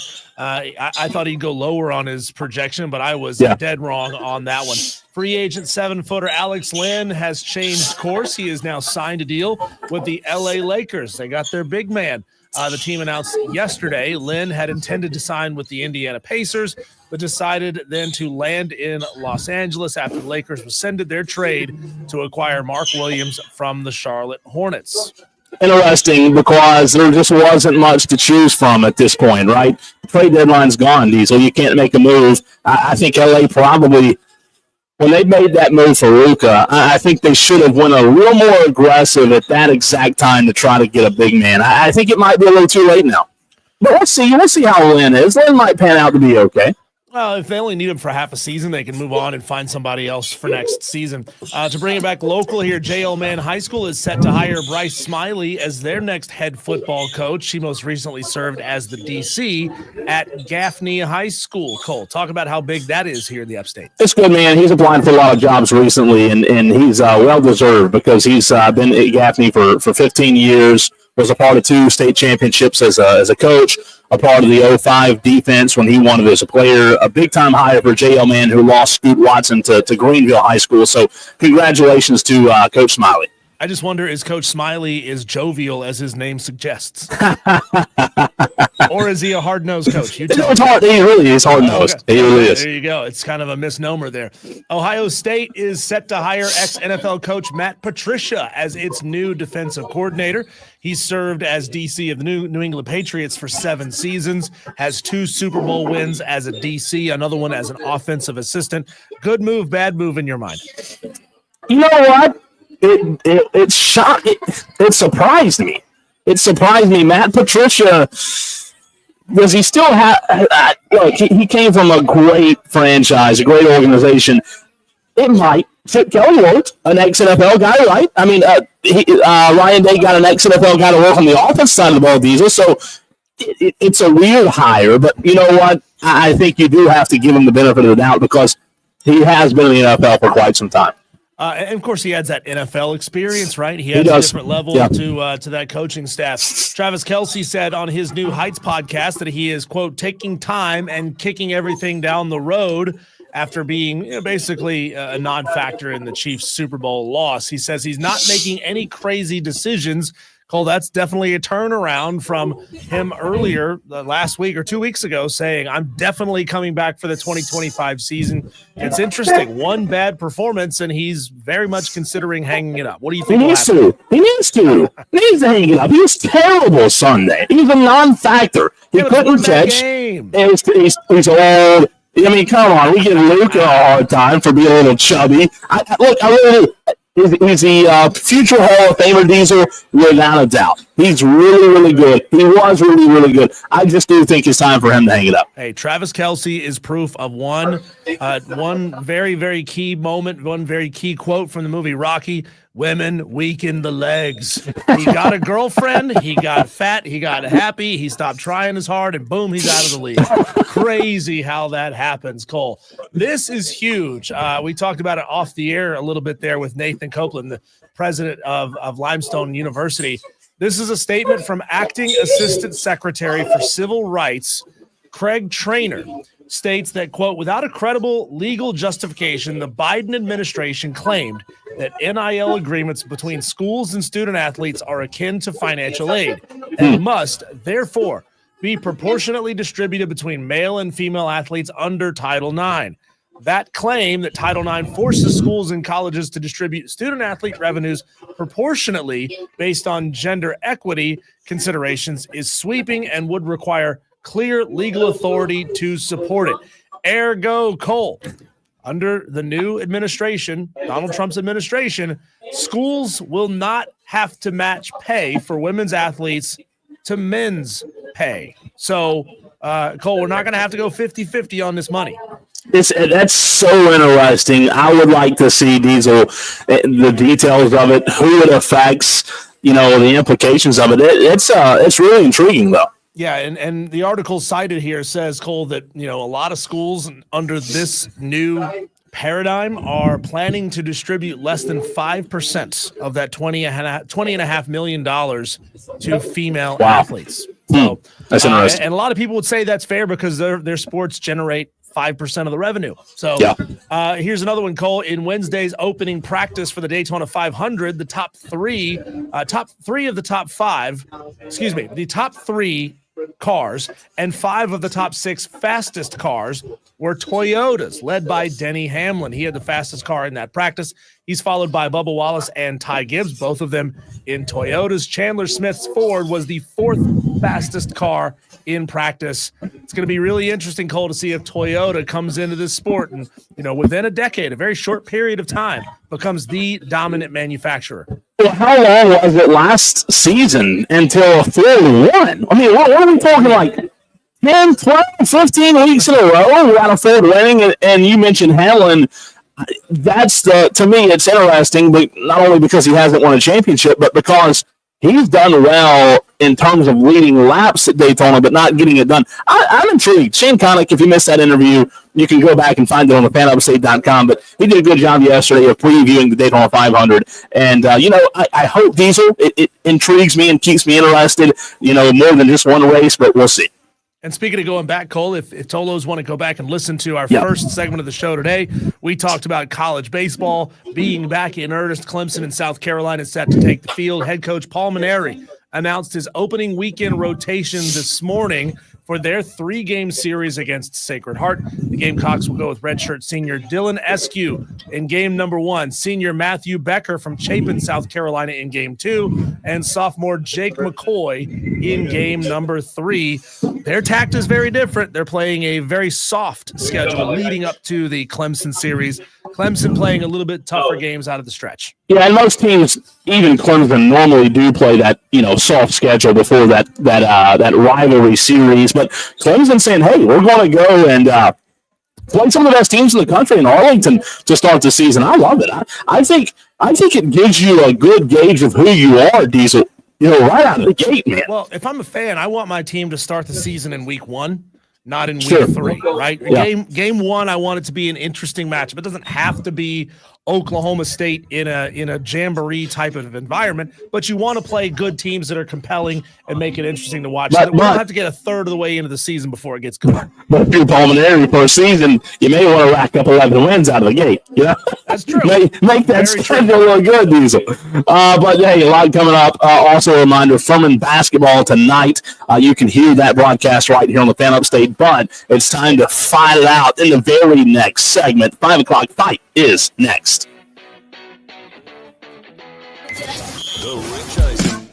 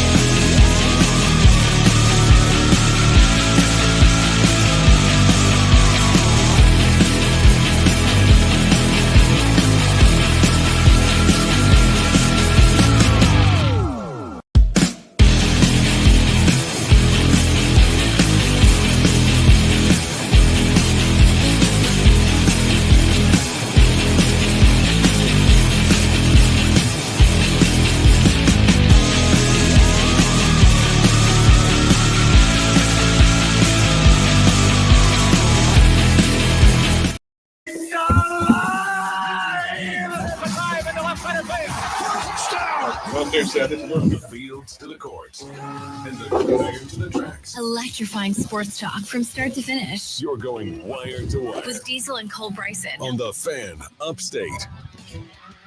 5 o'clock hour rolling along. So good to be with you right here on the Fan Upstate on this Wednesday evening. Diesel back in the Ingles Market Studios. I'm Cole Bryson live at Limestone University. We're programming Tease Diesel tomorrow, 3:20. Landon Powell. We were talking some baseball earlier in the show. We've had him on. We had him on last year when we started the show, and North season, North Greenville has already started. Coming back from, I think it was on Daily Wires yesterday. You said they 8-0 or something like that already. So D2 starts a little earlier, than D1. So Landon Powell will join us tomorrow at 3:20. The head baseball coach at North Greenville. Excited for I don't know, college baseball. It's spring around the corner. Diesel, the days get a little bit longer. Starts warming up a little bit, man. I'm excited. I really am. But it is time for our Wednesday tradition. I'll explain to you what happens if you are a new Tolo, which we have a lot of those in the audience. It is the 5 o'clock fight.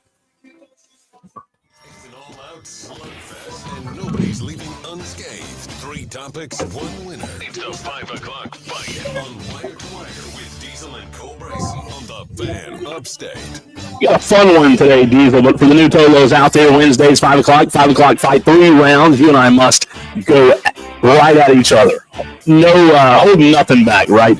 Right at each other, 3 rounds. You and I must disagree, 3 topics. However, it's the Tolos' jobs to decide who wins and who loses each round by texting the show 844-FAN-PHONE, 844-326-3663. You can also vote in the stream, 126 live right now. Twitter, Facebook, and YouTube is where we are. You can get in right now and vote on the stream as well. And Diesel, let's get this thing started with round 1. This is a fun one. A really one that I think might have some debate, Diesel. You brought up yesterday a segment that we did that had 100 text messages sent in, asking about. It was a biggie. Yeah, it was a good one. It was a good segment with a lot of interaction about Cam Newton.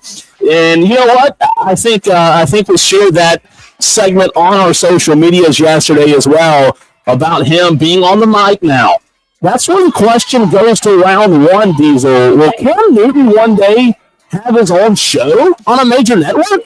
By major network, I assume you mean ESPN, Fox, or CBS? Yeah, I think so. I think kind of like a Stephen A. Smith, right? Yeah.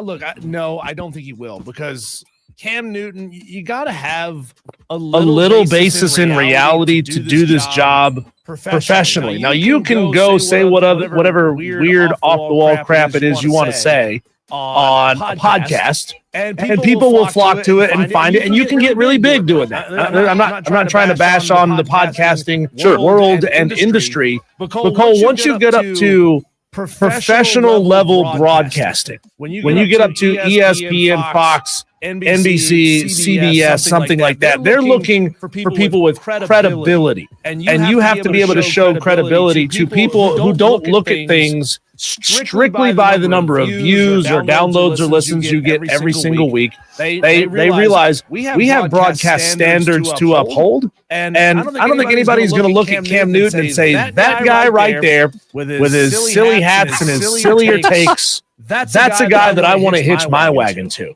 Broadcast standards, though, went out the door when ESPN put the Pat McAfee show on. Hard to say it with a straight face. I'm not gonna lie. They're out the door, Diesel. They're gone. They're written up.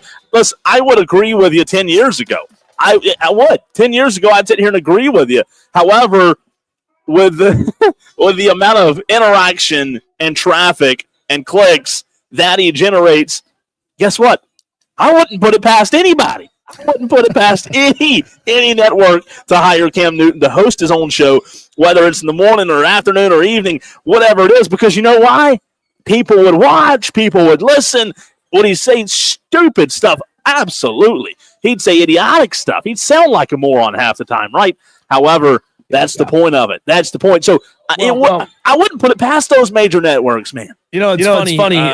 Yesterday, or might have been earlier today. It's hard to keep them straight anymore. I caught a few minutes of the Rich Eisen show, and the guests that they had on, they were talking off the cuff about Aaron Rodgers. And the guy said, "You know what? I don't like Aaron Rodgers. I don't like the cut of his jib. I don't like the things that he has to say. I don't like his personality. But I write about him all the time because it's great for my bottom line. I heard that. I get clicks and downloads, and I get interest on my show by talking about him. Look, I've said how many times that I can't stand Aaron Rodgers. Yeah. But we're going to talk about him every single time Aaron Rodgers says something stupid. Yeah. Because it's a great way to fill 15 minutes. And it's a great way to get our Tolos amped up and hyped up and interacting. Same with Cam Newton. I'm not going to ignore Cam Newton because I think he's an idiot. I'm going to talk about it. I'm going to use his idiocy for our game.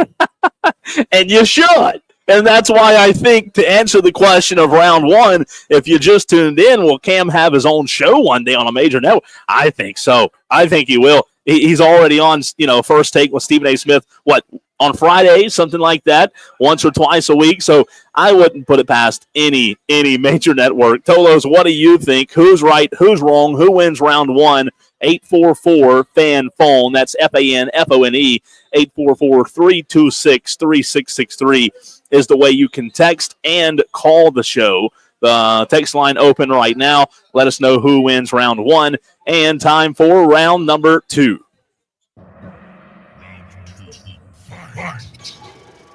This one's an interesting one, Diesel. Round two of the 5 o'clock fight. You put this one on here, and you know what? I will admit, you made me think about this thing here for a minute. You really did. I'm starting to see more and more cyber trucks around the upstate. I saw one last Friday at the same place I was eating lunch. Excuse me. Your question for the cyber trucks: ugly and lame, or initiative and awesome? You go first on this one. But innovative and awesome. I'm sorry. You know me. I'm going to mess up one word. Fully electric, stainless steel, angular pickup truck. Is it a pickup truck? I've never seen anybody with anything in the back of their cyber truck. Is it really a pickup if no one ever actually uses it as a pickup? I don't think so, Cole. It's ugly. It's lame. I mean, you used to be able to spot one at night because it had that straight bar headlight kind of thing across the front. Now I've seen like 3 or 4 other vehicles that all have that exact same straight bar across the front. There's nothing cool about it. They're ugly. I mean, the only thing cool about it is the person's who's driving it, their mental idea of they think they look cool driving a cyber truck. You look like a moron. You're probably stranded on the side of the road. Tesla last year, Cole, was the most recalled vehicle manufacturer in America. They've issued 7 recalls for the Cybertruck. They're bad. They break down. They leave people stranded. The Cybertruck sucks. You know what? I'm coming around to them. I really am. No, you're not. It's not a truck. I will agree with you there. And innovative, I don't know that I would necessarily say that's the word I would use to describe it. But I think you know what word I would use? Trendy. I think trendy is the right word that I would use instead of innovative, because you know what? Is it something that's going to last? Is it going to 10, 15, 20 years from now, Diesel? Is this cyber truck that you see going up 85 every day, are they still going to be here? I don't know, but I think they are trendy. I think they are cool. If you have the money, right, you'll definitely think about what are they? $80,000, 95. I mean, do you know how much they are? I mean, you have them. Cybertruck truck starts at $80,000. So I was dead on the money there. Yeah. Well, they're so innovative and cool and trendy, Cole. How come nobody's copying the Cybertruck? I mean, the plan was unveiled years ago. Yeah. It took them forever to actually put it out on the market. How come nobody's copying the Cybertruck? How come nobody is ripping off the angular design? It's like when Pontiac thought they were onto something with the Aztec. Nobody copied the Aztec. Oh, crap. The Aztec sucks. We knew it. The same thing's going to happen with the Cybertruck. It's going to go away in a couple of years. You're not going to be able to get it serviced. Good luck.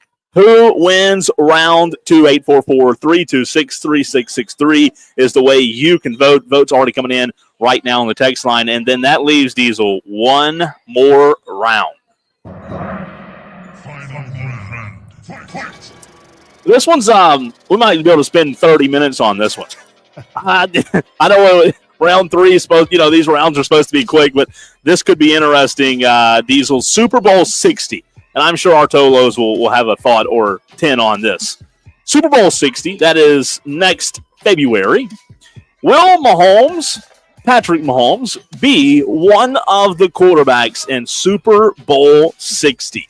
There's something I said multiple times leading up to this game, making the Super Bowl this year, making our decision and our picks, that I don't bet against Mahomes and the Kansas City Chiefs. Well, I used to say the same thing about Nick Saban until Nick Saban wasn't getting the national championship games anymore. Look, if Kelsey retires, maybe Andy Reid looks at it and says, well, I'm not super into it anymore either. I don't think he's gonna. I think Andy Reid's got another year left in him at least. Cole, but as the pieces slowly but surely start chipping away on this franchise, I think those are going to be the reasons why the Chiefs don't make it as far next year as they did this year. I love what's going on in Houston. I love what's going on in Philadelphia. I love what's going on in Washington. I love what's going on in LA, in Detroit. I know that a lot of those teams have high-level coordinator changes going on, but they got players. They got dudes on their roster that are on the way up in their career, and it feels like the Chiefs are starting their slow descent down.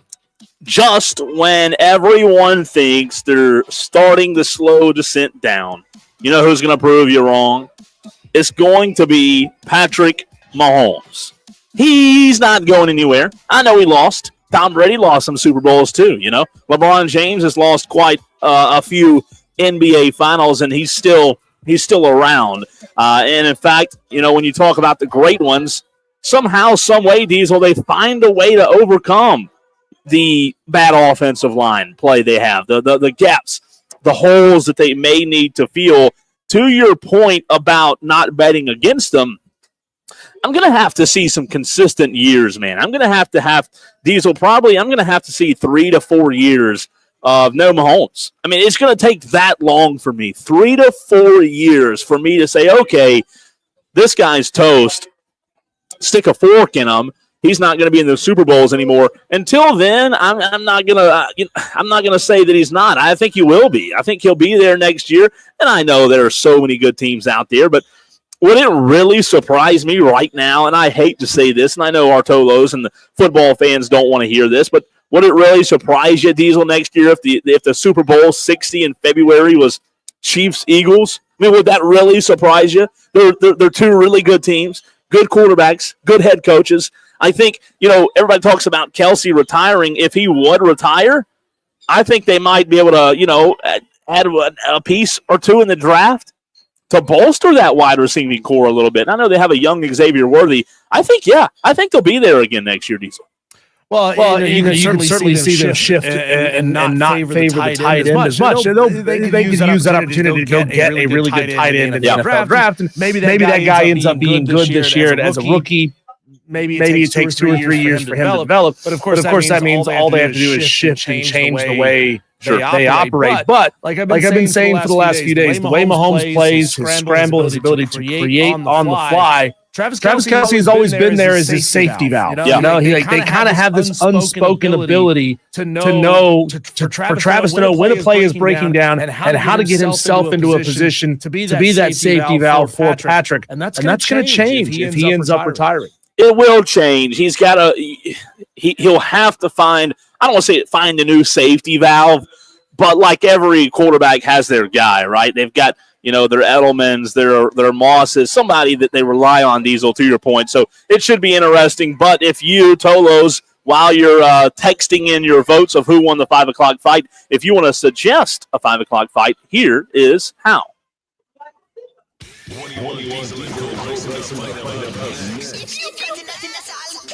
Submit your topics to Diesel at FanUpstate.com. Subject Fan Upstate.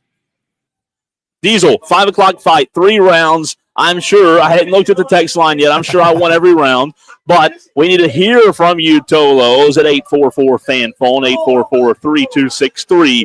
663. This texter 12 minutes ago texted and said Diesel wins. I mean, we hadn't even started it 12 minutes ago. What did I do? Your face. What did I do to take somebody off today, man? I mean, come on. You decided to be on the road up there gallivanting with university presidents like you're a big shot. Yeah, that's definitely it. Also, you can vote on the stream on Twitter, Facebook, and YouTube.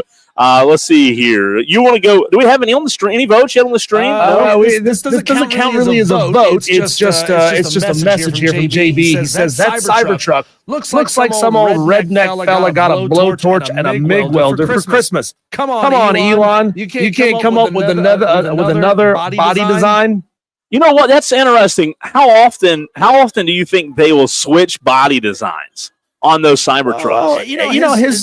Elon's whole purpose of building the Cybertruck was number one to make an indestructible chassis, and then they unveil it. He throws a baseball through the window of the Cybertruck after saying it has bulletproof glass in it. It was designed to be a disruptor, a vehicle that would get your attention by being crazy out there, outlandish, and ugly is subjective. Some people really like it. I don't. But if he had just made another pickup truck that looks like a Tacoma or a Frontier or a Chevy Colorado, people wouldn't care. We wouldn't be talking about it. Make something wild. Yeah. Look, you know what? To your point earlier, I love trucks. It's not a truck.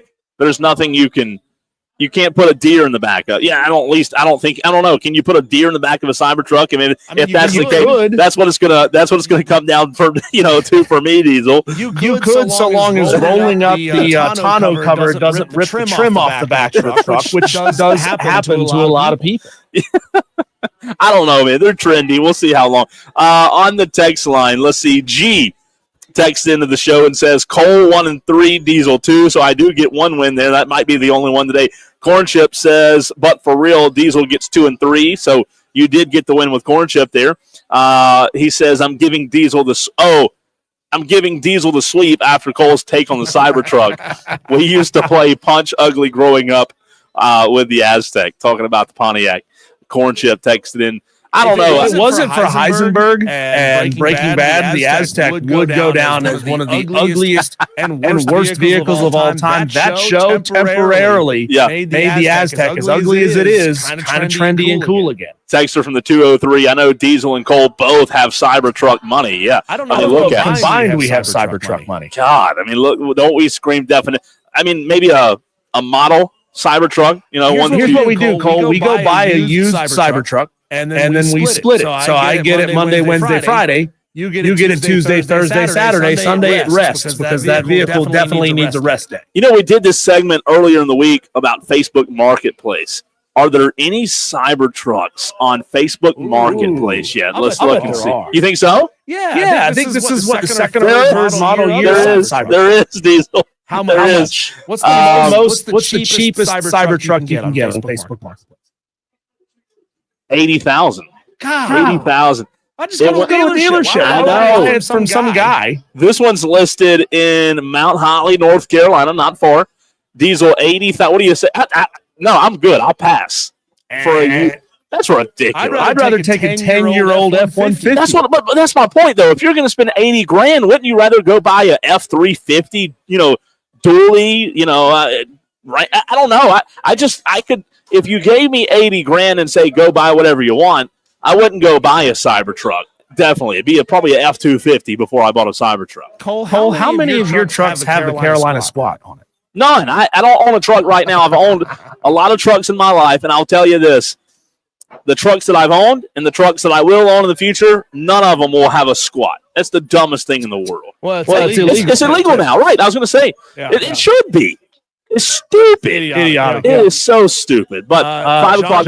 John Dog says, Cole, you would drive a Cybertruck. I'm not saying I would. I just think it's trendy. It is cool. Like, what about this? What if you went on a trip? I think it'd be cool, Diesel, to rent one, right, for 10 days or 7 days, whatever. I don't know that I would want to own one unless I was a millionaire and just said, hey, that's FU money or something. But no, I think it'd be cool to drive for a little while. Here's a show goal for 2025. We need one of our Tolos that's got a Cybertruck or knows somebody who's got a Cybertruck to help us get Cole Bryson into a Cybertruck. You got to wear those big old Pit Viper sunglasses you got. You got to be drinking an energy drink, hanging out the window, the White Monster Energy with the big old Viper sunglasses and a Cybertruck. I think that would be a goal for the year. I think that's a great idea. Coach Mitch on the YouTube stream says the Cybertruck is a trash can on wheels. I mean, it's kind of the same color, right? You could have just stopped that Cybertruck as a trash can. You didn't even have to say on wheels. It does have wheels, though. It does have wheels. So Cole, I love watching YouTube videos. You need to go find the Whistling Diesel. On my page, a guy named Whistling Diesel. He does a 3-part series, I believe, where he buys a brand new Cybertruck off the lot. No way. And then takes it out and puts it through the worst torture test I've ever seen. Destroys it, bricks it like 4 times, takes it back to the Tesla dealership to the point where they say, sorry, dude, we can't fix this thing for you anymore. Are y'all related? I wish. He's got a lot of money. I don't. Well, you have the same name, though. Well, two different guys. No relation. No. I would like to drive one. Wouldn't you? No, I don't. I would drive a standard Tesla. Just a regular Tesla. I like this. Don't you? Yeah, do you like the Teslas? I do. For the most part. I mean, I have to look at each individual model, but for the most part, I've fine looking cars. They're fine. They are. I've ridden in one. I haven't drove one. The one that it was an Uber diesel. The one I rode in, the inside's immaculate. Yeah, immaculate, man. I love the inside. I don't know. I like the Cybertrucks in terms of owning one, but I think I would not be opposed to owning a Tesla. I think we've just changed our mind. Instead of doing a sports show, we're just going to do a car review show. How about that? Wire to wire now it's changed to drive-by-wire with Diesel and Cole Bryson. On the other side of the break, Cole, we talked about Patrick Mahomes. Will he get the Chiefs back to the Super Bowl next year? Well, there's a lot to be said, Cole, about how close the Chiefs came to not even making the playoffs this year. Is this hater content or is there something to it? I'll let you and the Tolos decide next on 97.7 FM in Greenville, 97.1 FM in Spartanburg, and everywhere you are on the free Odyssey app.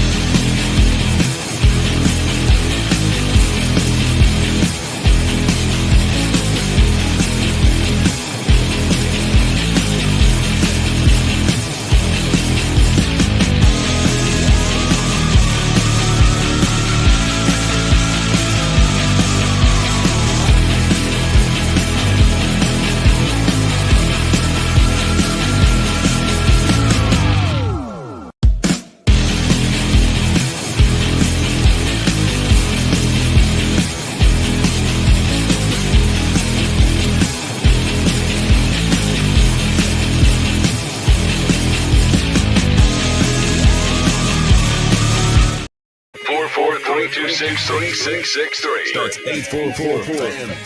This is Wired to Wire with Cole, Bryson, and Diesel on the Fan Upstate.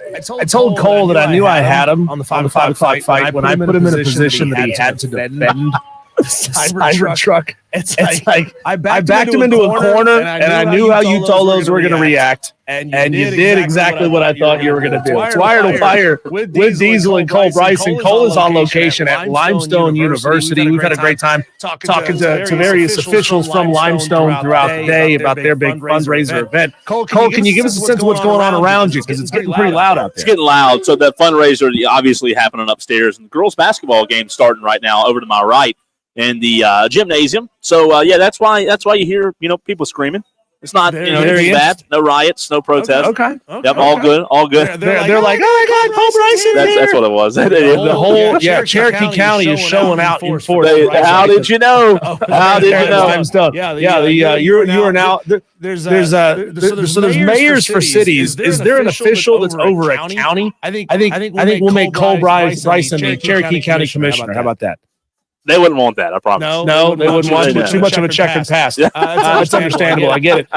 So the Kansas City Chiefs, Cole, even though the Philadelphia Eagles won the Super Bowl, and all credit goes to them, they absolutely dismantled Chiefs Kingdom on Sunday night, Cole. A lot of people now are finding opportunities, and they're feeling better about taking shots at the Kansas City Chiefs. They start poking holes in this and that. I mean, the narrative that the Chiefs, the referees were on the take, and the referees were scripting and helping them win more football games than they otherwise should have, Cole, caught a lot of fire. And there was nothing the NFL could do to quell those rumors.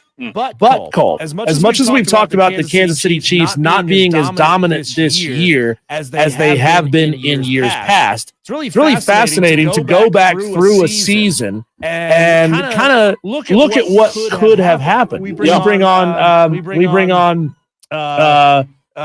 Kelly Ford, and he does his what if page. And I love that page. It's like, what would happen if all one possession games were flipped the other way? And Cole, I'm here to tell you that the Kansas City Chiefs came very close to disaster this year. It's so intriguing to think about, because what was the narrative throughout the course of the year with Kansas City? We talked about it all season. The narrative was they're winning games, but not by a lot, right? The narrative was somehow, some way, they're still winning. And I remember the national shows talking about it. Oh, they're winning, but they're not looking good. They're not looking too hot. And it was true. However, other people said, hey, guess what? Good teams that have championship DNA, what do? They find ways to win. That was the narrative.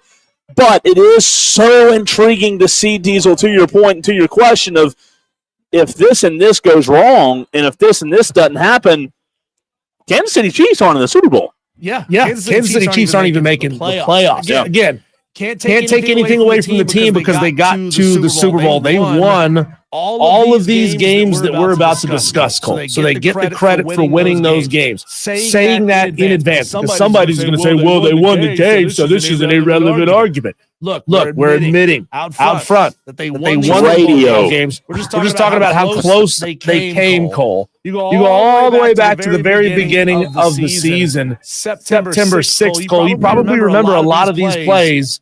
The Kansas City Chiefs came very, very close to losing to Baltimore on an Isaiah Likely catching the end zone as time expired, but the very, very tip of Isaiah Likely's toe was over the line. And they initially called it a touchdown on the field. They very quickly went back and looked at the replay and said, no, that's not a touchdown. His toe was over the line. But Cole, they were like that close from taking an L early in the year.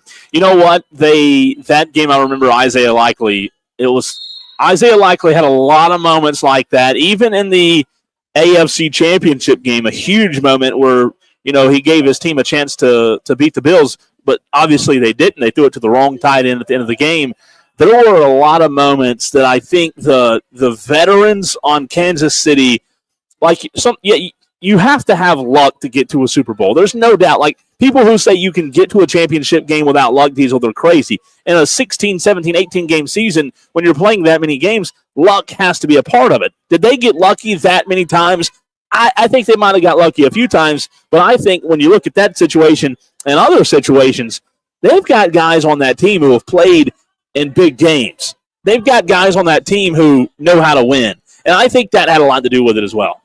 Back on September 15th, Cole, as the Kansas City Chiefs were taking on the Cincinnati Bengals, there was a pass interference called on Cincinnati's safety on fourth down in the final minute of the game, kept the drive alive. That Kansas City ended up going down the field and scoring on. This is one of those moments where fans look at these things and they say, well, that feels like the fix is in. Of course, on fourth down with under a minute to play, they're going to get the pass interference call. And that very easily could have cost them another game.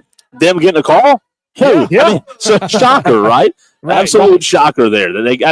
I think that's probably one of the 100 examples people could point to this year and say, "Oh, look at Kansas City getting calls." Back on September 23rd, the Atlanta Falcons were driving and threw a touchdown in the end zone. Threw a pass into the end zone that was broken up. There was a clear pass interference on that play that would have given the Falcons a first down and a chance to continue and try to score, win the game. A missed pass interference kept the game alive for the Kansas City Chiefs. They ended up winning the football game. Cole. That's two calls in the end zone that went the Chiefs' way this year. And if you look at the Falcons game and the Bengals game, that's two losses against teams that are bad football teams this year that the Kansas City Chiefs should have lost. And those aren't the only bad almost losses either. That's the whole thing. Lost to the Carolina Panthers. Everybody remembers that one locally, because of how that game almost ended.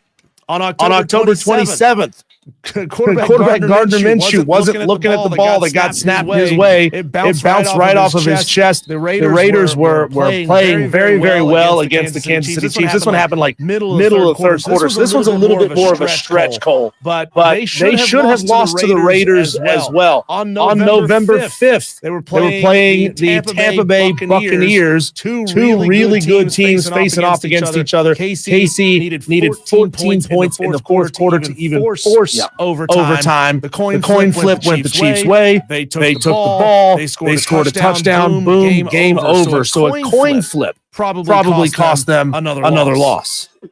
A coin flip aided them, what was it, 3-4 years ago when it was overtime and they went down the field. I mean, you say coin flip, and that's not the first time a coin flip's helped them win a game, because it was the AFC Championship game, I believe, or maybe it was the round before between them and Buffalo when it was overtime, and Kansas City, before the new rules hit the NFL, they got the ball first, went down and scored. Josh Allen never got a chance to touch the football.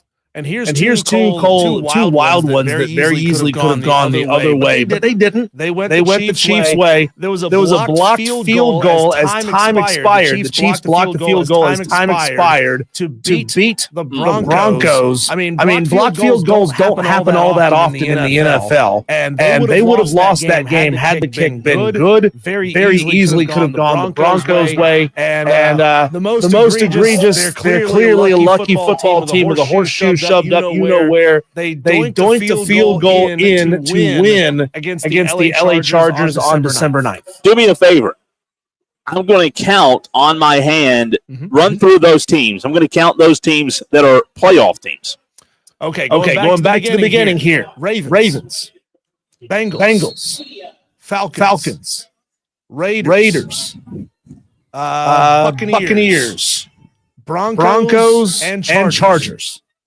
Three playoff teams. They could have lost to five teams that didn't even make the playoffs. Right, that's my point. One could have. Look, I know we're having a conversation hypothetically, but it's just so fascinating. Maybe maybe I'm wrong. Maybe I'm dead wrong, and maybe next year's the year. Maybe next year's the year the towers, collapse and Patrick Mahomes is left standing in a pile of, rubbish, sitting there thinking, what do I do? What happened? How did this thing fall so quickly? Diesel, I don't think it'll happen. But when you read off all those situations that they all had to go in the favor of the Chiefs, it's fascinating. Yeah, It really they is. went 15-2 on the season, Cole. We just talked about 7 games that they very easily could have lost. Let's say they split those games. They go 3-4 or 4-3. You're talking about a 6, possibly even 7-loss team or 5 or 6 loss team easily. If all those things go wrong, they're an 8-9 football team. You add in the Carolina Panthers game, and look, the Chiefs played good defense when it mattered. The Carolina Panthers couldn't get it done in overtime of that game, and of course the Chiefs are going to walk right down the field and pick up some points. So now you're potentially talking about a 10-loss football team, and that just goes to show, Cole, championship DNA, winning DNA, knowing how to overcome all of the situations that happen to you. The Chiefs are elite, one of the best ever at finding ways to win football games when they're not playing well. And I specifically think back, Diesel, to the Kansas City game and the Philadelphia game for Carolina. Both of those games, correct me, Philadelphia was in Charlotte. Kansas City, was that in Kansas City or was that also? No, that was in Charlotte as well.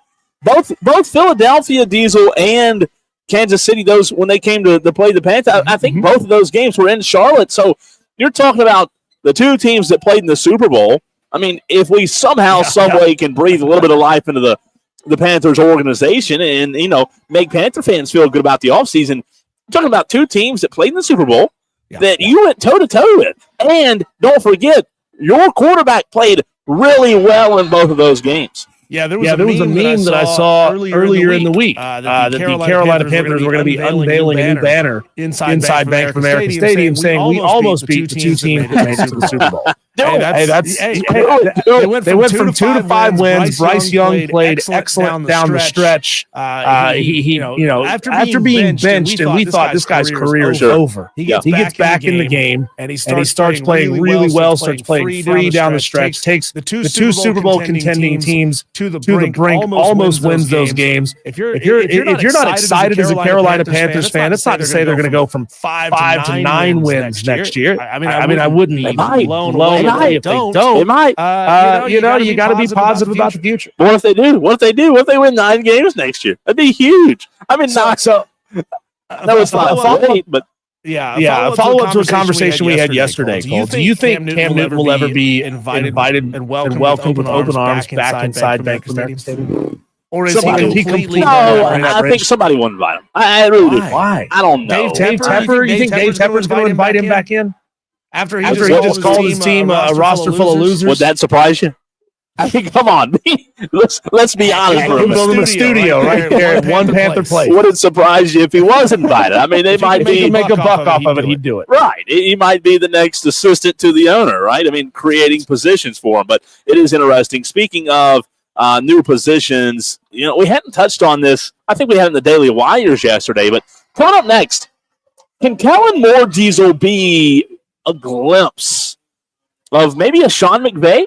Maybe a offensive, innovative mind that can take the New Orleans Saints to the next level. Kellen Moore, hey, he looked pretty good on Sunday night. Can he do it in New Orleans? That's next.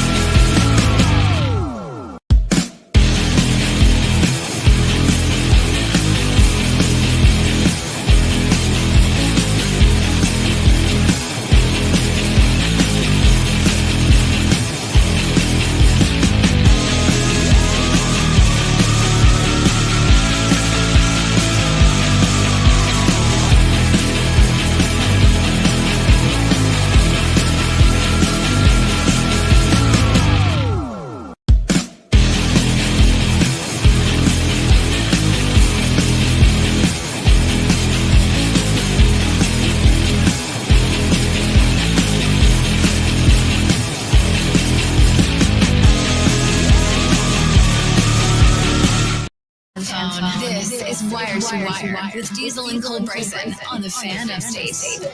Kellen Moore, the new head football coach for the New Orleans Saints. Your instant reaction. I want to hear from you, Tolos, on that at 844-FAN-PHONE. Phone lines are open for a short few minutes. 844-326-3663. Do us a favor and save that number in your phone. That way you can just hit the Fan Upstate or say, hey, Siri, call the Fan Upstate, right? That makes it easy. Save that number, 844-326-3663.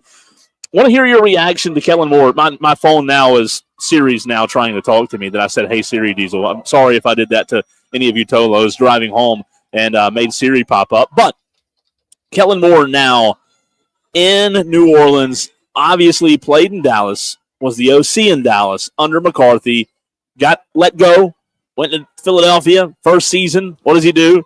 Takes his offense to the Super Bowl and wins the doggone thing, Diesel, and now is the head football coach of the New Orleans Saints. Well deserved, in my opinion. I mean, he definitely deserves a crack at head coach. I don't know, though, in terms of revitalizing New Orleans into a Super Bowl contender, if he can do it there as quickly as he did in Philadelphia. Yeah, it's going to be interesting. Situation matters. Location matters. Personnel around you matters. Ownership matters. But now, of course, he's in a different situation. He's going from being a coordinator to being head coach, to being the guy. Sure. So how does he, how does he manage all these new responsibilities? Is he going to find himself as, that perfectionist who feels like he has to oversee every element of what's going on with the team? Has he learned the lesson to pass those kind of responsibilities on to other guys who know what they're doing? Or is he going to do one of those and then learn over time to do the other thing? And I'm interested to see if he's going to call plays, or is he? I mean, really? I mean, here's my problem. Here's my question: if you're brought in as the head coach and you're not calling plays, well, what's the value? I mean, you were brought there to call. I mean, you were brought there because of what you did in Philadelphia. If he hires an OC, I don't know. I mean, I think there are head coaches. Andy Reid's one of them. Sean McVay.